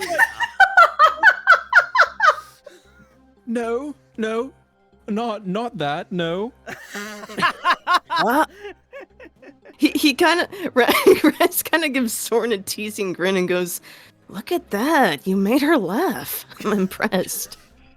And Soren's like also smiling. So he's like, but he's like, okay, fine. I mean, it would be nice, to have a. Nothing. I didn't say anything. Nope. No. And Shuri's like wiping a tear from her eyes. Sure. No, by all means, go for it. Nothing's holding you back. I just wasn't expecting it. Well, okay. Hear me out. Okay, just fine. Don't you think I haven't noticed anything, but Viper? I don't know. You and BB might have something there. And it's just a stammer, just like, what? Raz and What? Raz, You and BB? Raz, you and D-Gag have some great chemistry on the dance floor. You should say something. What? to D-Gag. What? Oh, See, Shuri's like No. trying not. We're Shuri's just trying not throwing to up. laugh. We're just at all fucking of this. Buck's spilling the tea. The whole kettle is just falling down as we speak. Honestly, Rez is like he had this kind of his own shit-eating grin that you've never seen before, and then it just turns to a flustered, terrified expression as he's like waving his hands in front of his face. What? No! Like, don't get the wrong idea. We're not. Nothing going on between us. Besides, she's a Jedi. Right. Rules Shiri, against would you like to chime in on this? Also, What? I mean, considering how she acted after your first battle together, she has interest, and I fully support it. What does Viper look like right now after we've called out? Viper's him and just BB? straight up. Viper's just straight up confused and just sort of like, what? What do you mean? Just like, I mean, yeah, we worked good together. Just like you saw us on. Sorry. Rez go ahead. is like hardcore blushing right now and is trying to like He's trying not to make it obvious. Shuri's like trying not to fucking break out in laughter again. She's like, there are tears in her eyes though. he is unsure of just sort of like, what do you mean? Just like chemistry, just sort of like he is dense. Just like, I mean, yeah, we work fine together, but Yeah, Yes, we're yes. literally like made with a bunch of chemicals and DNA. Like it's it's basic chemino and chemistry. and she's a good. I don't know. I don't know if I'm gonna be mentioned, but I have a meme ready. Okay. Let Oh me. boy. Oh Yes, boy. Viper. Oh, I have a mama. oh boy. No, pretty much just sort of like it's pretty much it's Drax logic for him. It's just sort of like, Yeah. I mean, we work well together, and it's just like she's a damn Let good me- sharpshoot. Let me put it this way: we are about to go to a ball tomorrow where people, go together largely in pairs. I'm willing to bet so many credits that BB would be at the top of your list if you had to pick a partner to go with. I mean, granted, it's just Oh, I wouldn't even have a list It truly. would not- just be BB, right? I mean, Right? maybe as like a Viper. I mean, maybe as like a pity pick, maybe. I mean, listen, No. A pity pick is what he calls it. what? And you. I mean, look, Shir'iven. hey, Wait, listen. there it is. There's the meme. Look at Oh boy, what is Oh it? god! Oh god! Oh god! Oh god! I'm scared. Red carrot laughing. Yeah. Yeah. Oh, that's great.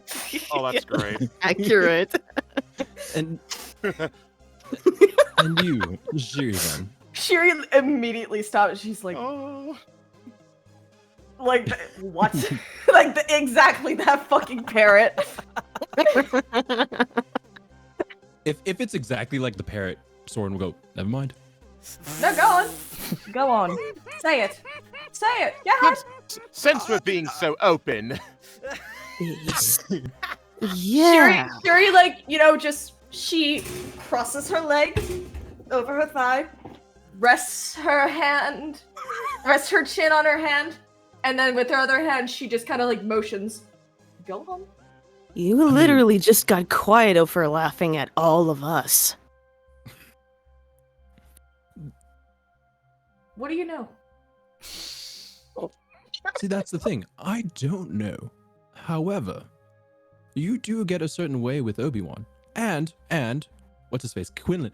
And Quinlan definitely is something else and has constantly pining after you. I would not be surprised if there were others. Oh, please. Okay, granted, to be fair, you saw how Quinlan was during our mission. He was like a porg begging for womp rat scraps. Look, And you here's said the there's thing. history there.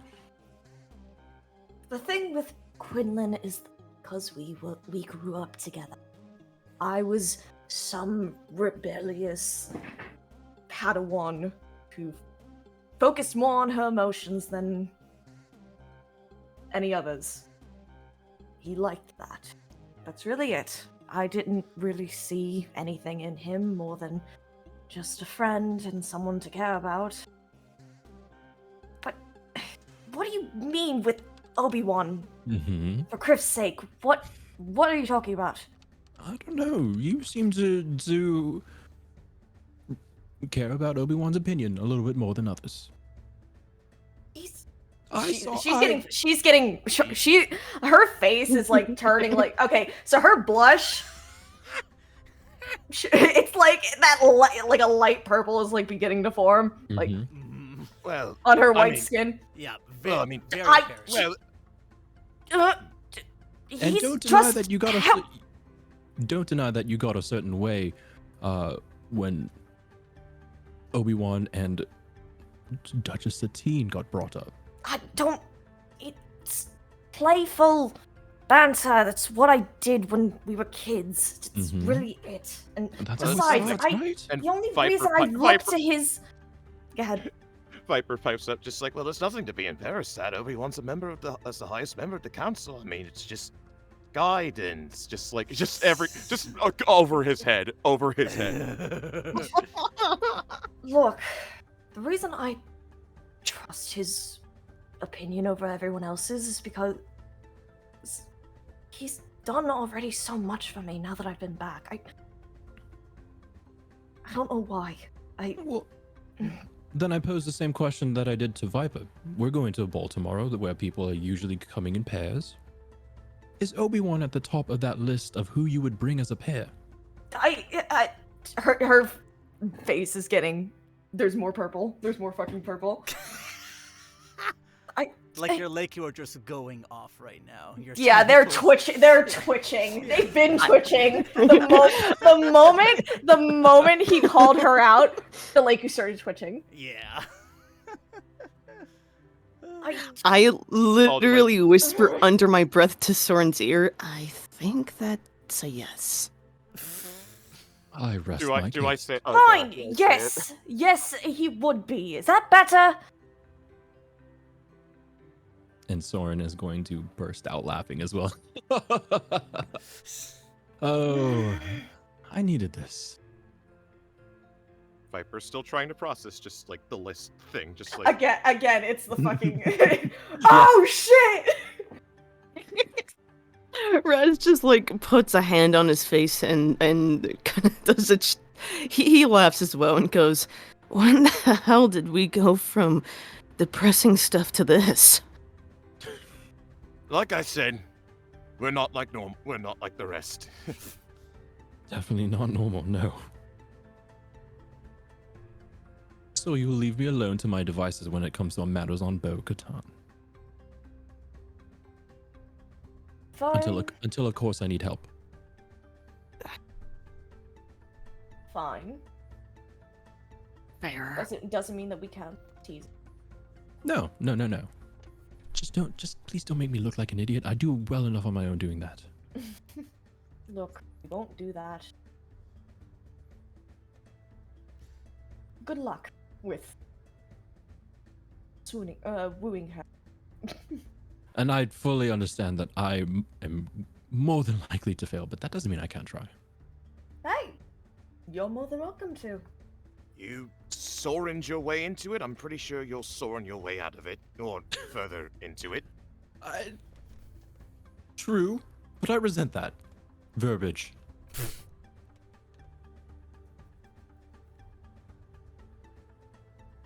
I'm really glad that we met. We met you. The feeling's mutual. Better here with a lot of you than being stuck on Couto eating nutrients for the next foreseeable future. I feel like I can open up to you more than anyone else. So, Even yeah. D-Good?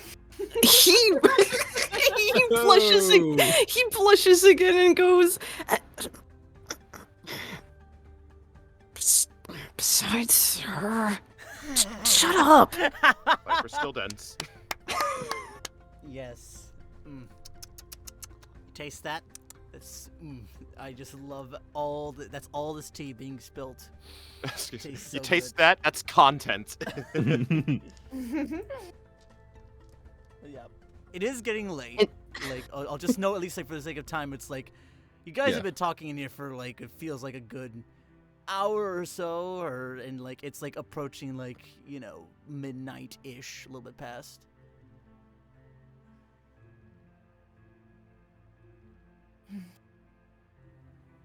This has been nice.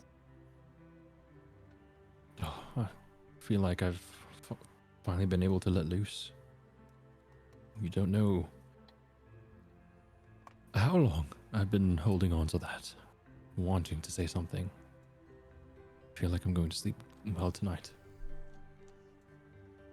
Knocking on wood.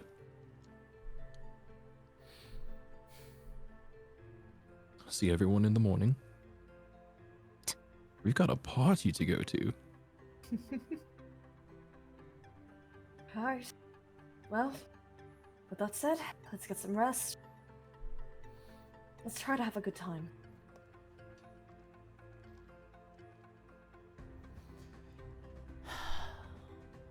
Alright. And that's, everyone's gonna go off into their quarters then. Oh. And sleep. Yep. Alright. Yep. Shuri walks all of them to the door and sees them all out, wishing them a good night.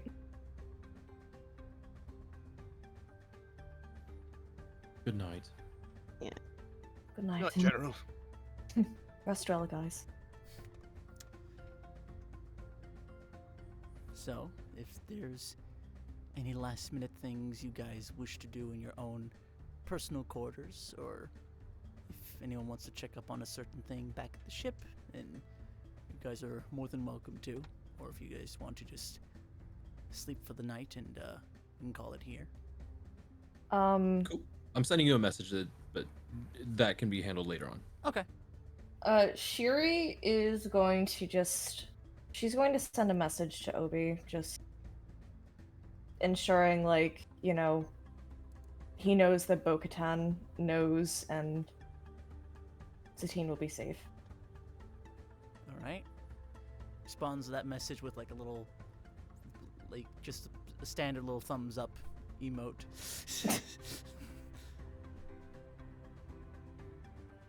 That Mm-hmm. she just kind of she stares at it for a second and then just shakes her head and kind of puts the communicator down before she goes to get ready for bed. Mm-hmm. Raz, you gonna check up on the speeder, or you're just gonna try to like meditate then go to bed?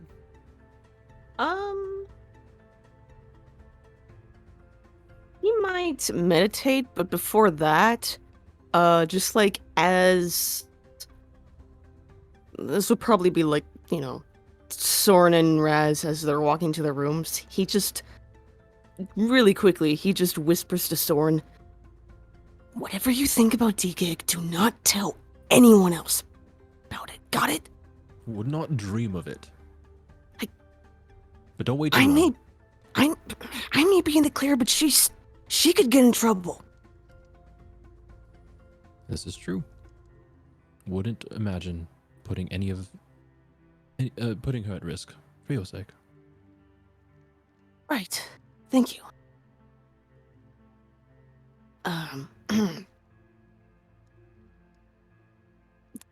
Good night. He just it was a bit of an awkward moment after he just admitted that, and then he just hastily rushes to his room. Some sleep. All right. And as Viper's leaving, he's just like he's just puzzled by just like what Soren said, just like what does he mean by Liz? And just trying to rationalize, just like what, just like why me and BB specifically? It's just Oh, this poor dense boy. It's like list, like a shopping list, or like, and it's just like I mean, granted, it's just sort of like and it's just sort of like just trying to rationalize stuff. It's just sort of like Soren's got well anyone he wants. Raz has got I don't know, and Shiri's got I don't just He's got okay. And just like whatever. Just that's dumb. He's dumb. you're just going through every like character you have met and just being like it's just a big game of like guess who would match with who. Not even who would match with you, of just sort of like he's just trying to rationally think of just sort of just like why specifically that, and just sort of like why he's putting too much empathy, he's putting too much thought into something that's so simple. Got it. Okay. In the morning, he's got spreadsheets. He's got fucking that fucking Always Sunny like sort of Oh, like thing with in the- the Yeah. wall. Oh my god. Happy Silver! Happy Silver! Pepe Silvia. Oh my god, yes! It's like no, it's like you got like that sheet, and it's just like you have like fucking just like teen magazines, and just like compatibility tests, and just Jesus Christ. Yeah. I love it. All right. And Raz, you're just gonna meditate for the night and see where that gets you. Yeah, he's gonna meditate before going to bed. Okay. Just give me a nice little wisdom save. Oh shit! My worst. Well, okay, second worst. 18. Okay. This one was pretty good. Yeah. You try to clear your mind out of all that happened there, or at least try to focus in and, you know, let some of the light side sort of perceive into you. And, like, it's just a moment of vulnerability, of just allowing that to sort of take over. And you get a little glimpse of what might be to come, or at least, yeah, you're seeing yourself, like, on the dance floor and picturing some other, like, Mandalorian person you dance with, and, like, you close your eyes and then open them again. You're seeing digging, and you're doing this wonderful dance throughout the floor. And and like as it all like sort of continues, then you are, yeah, it just continues on, and it looks like, at least in your mind, the ball goes on without a hitch, and clones come in, and seems like everything like looks alright, as long as you just picture, like, you just think to yourself, if D-Gig is here, as long as I picture her in my mind, then I'll be okay. And remember what she taught me. How to Mac. Aw. Yeah. And that's where we'll end tonight's session. Yay! Yeah. Episode 39, the one to watch. Yeah. Like, I'm gonna call this fucking the Ro-Mandalorian episode. Great. Because y'all are just, like, talking about everybody's relationships. And just not even hiding a good lord. But It was yeah. time. Oh yeah. It was time we had a ship Yeah. episode. Yeah. We did. I mean, yeah. if we're all exposed, there's no hiding it among us. Among Us? Sus? Amogus. I mean, we all know who's the imposter now. Looks just Listen, great. listen, I was fixing lights, all right? Just chill. But yeah. I was in engineering. It was a self-report. It was a self-report. But yeah. Thanks again, everybody, for tuning in. What's the red button to? Thanks everybody for tuning into tonight's episode. We'll be back next week, hopefully, to begin with the actual ball on Mandalore, and then shit will probably get more real. But I didn't expect the beans to be spilled here. It was quite a. Yeah, I just love watching you guys. Like, if you guys give me so little work to do, like, I love moments like that. Expect the unexpected, bitch. Yeah, boy. Big brother Facts. motto. But Yeah, you got Soren in this game. Yeah, I don't know what you expected. that is a very good point. But yeah, thanks again, everybody, for coming by. We'll be back next week. We shall see what the folks do then. But until then, you can check us all out on our social media, starting with myself. You can follow me on all of on pretty much everywhere at Couto VA, where I will post voice acting things, and I'm hopefully looking to figure out how to do covers on the regular, even if it's just me singing in a place with some reverb for fun. But yeah, just be sure to follow me on there for updates. But yeah, that is my whole shtick. Going down the line, we have Soren. Hi, my name is Christian, better known as Kappa in the TTRPG space. You can find me on the Twitter at the Kappa Chris, where I nerd out about secrets, Star Wars, making bullets apparently. But yeah, no, this was a fun session. You can find me on Fridays. The podcast Roads Uncharted, anywhere you can find your favorite podcast, a actual play in the Genesis system by Fantasy Flight Games, which I believe is the only one, if not the first one.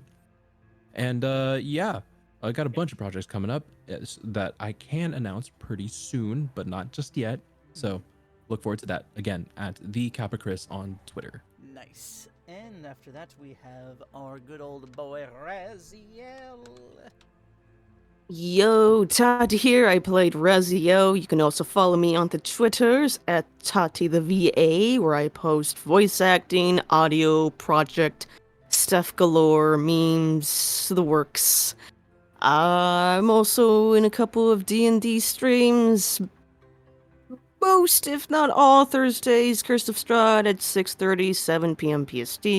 Also, The World of Eris every Saturdays at 6:30 p.m. PST. If you want to check out more crazy shenanigans I do in the D&D stuff, it's cool.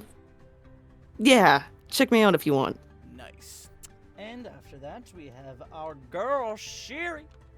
Hello, I'm Jinkles. You can find me at lovejinkles on twitter.com. You can also follow me at JinxedVT on Twitter for more updates on my VTuber. We're getting more art done, so she will finally be making her debut, hopefully this summer, if not this fall, where I will also be streaming our games just to ensure that we have some audience, hopefully. Yeah. There will be. There will be. There will be. But yes, you can follow me at lovejinkles for just memes galore, stupid voiceover stuff, and possibly some updates on any these podcasts that I'm going to be making soon. So stay tuned for that. Nice. Ooh. And last but not least, our clone, our super naive, but you can't help but love him, Clone Boy Viper. Hey, folks, it's me, Chase Beck. What a night, am I right, fellas? You can follow me Wink, over. wink, nudge, nudge. You can follow me over on Twitter at Chase the VA, and I'm actually giving my YouTube some love, so you can find that at Chase Beck. Nothing new yet, just mostly just re-uploads from my my Twitter, just like the little short vids to appease the algorithm gods, so that it can get a little bit of love. And other than that, still working on stuff. Still working on a lot of stuff that I want to just put out there. Who knows? But anyway, that's me. Yes, thanks again, everybody, for coming by. We really appreciate the support, and we hope you are enjoying the story thus far. And remember, and we hope to see you come back for the next episodes. And so, before we sign off, just remember to stay safe, wash your hands, wear your mask, get vaccinated. We love you very much, and remember, Happy Pride! Happy Pride! Happy Pride! Yeah, y'all. We love you for no matter what you identify as, who you love. That don't matter here. And remember, as always, may the rose be with you. Good night. Good night. Good night, everybody. See ya.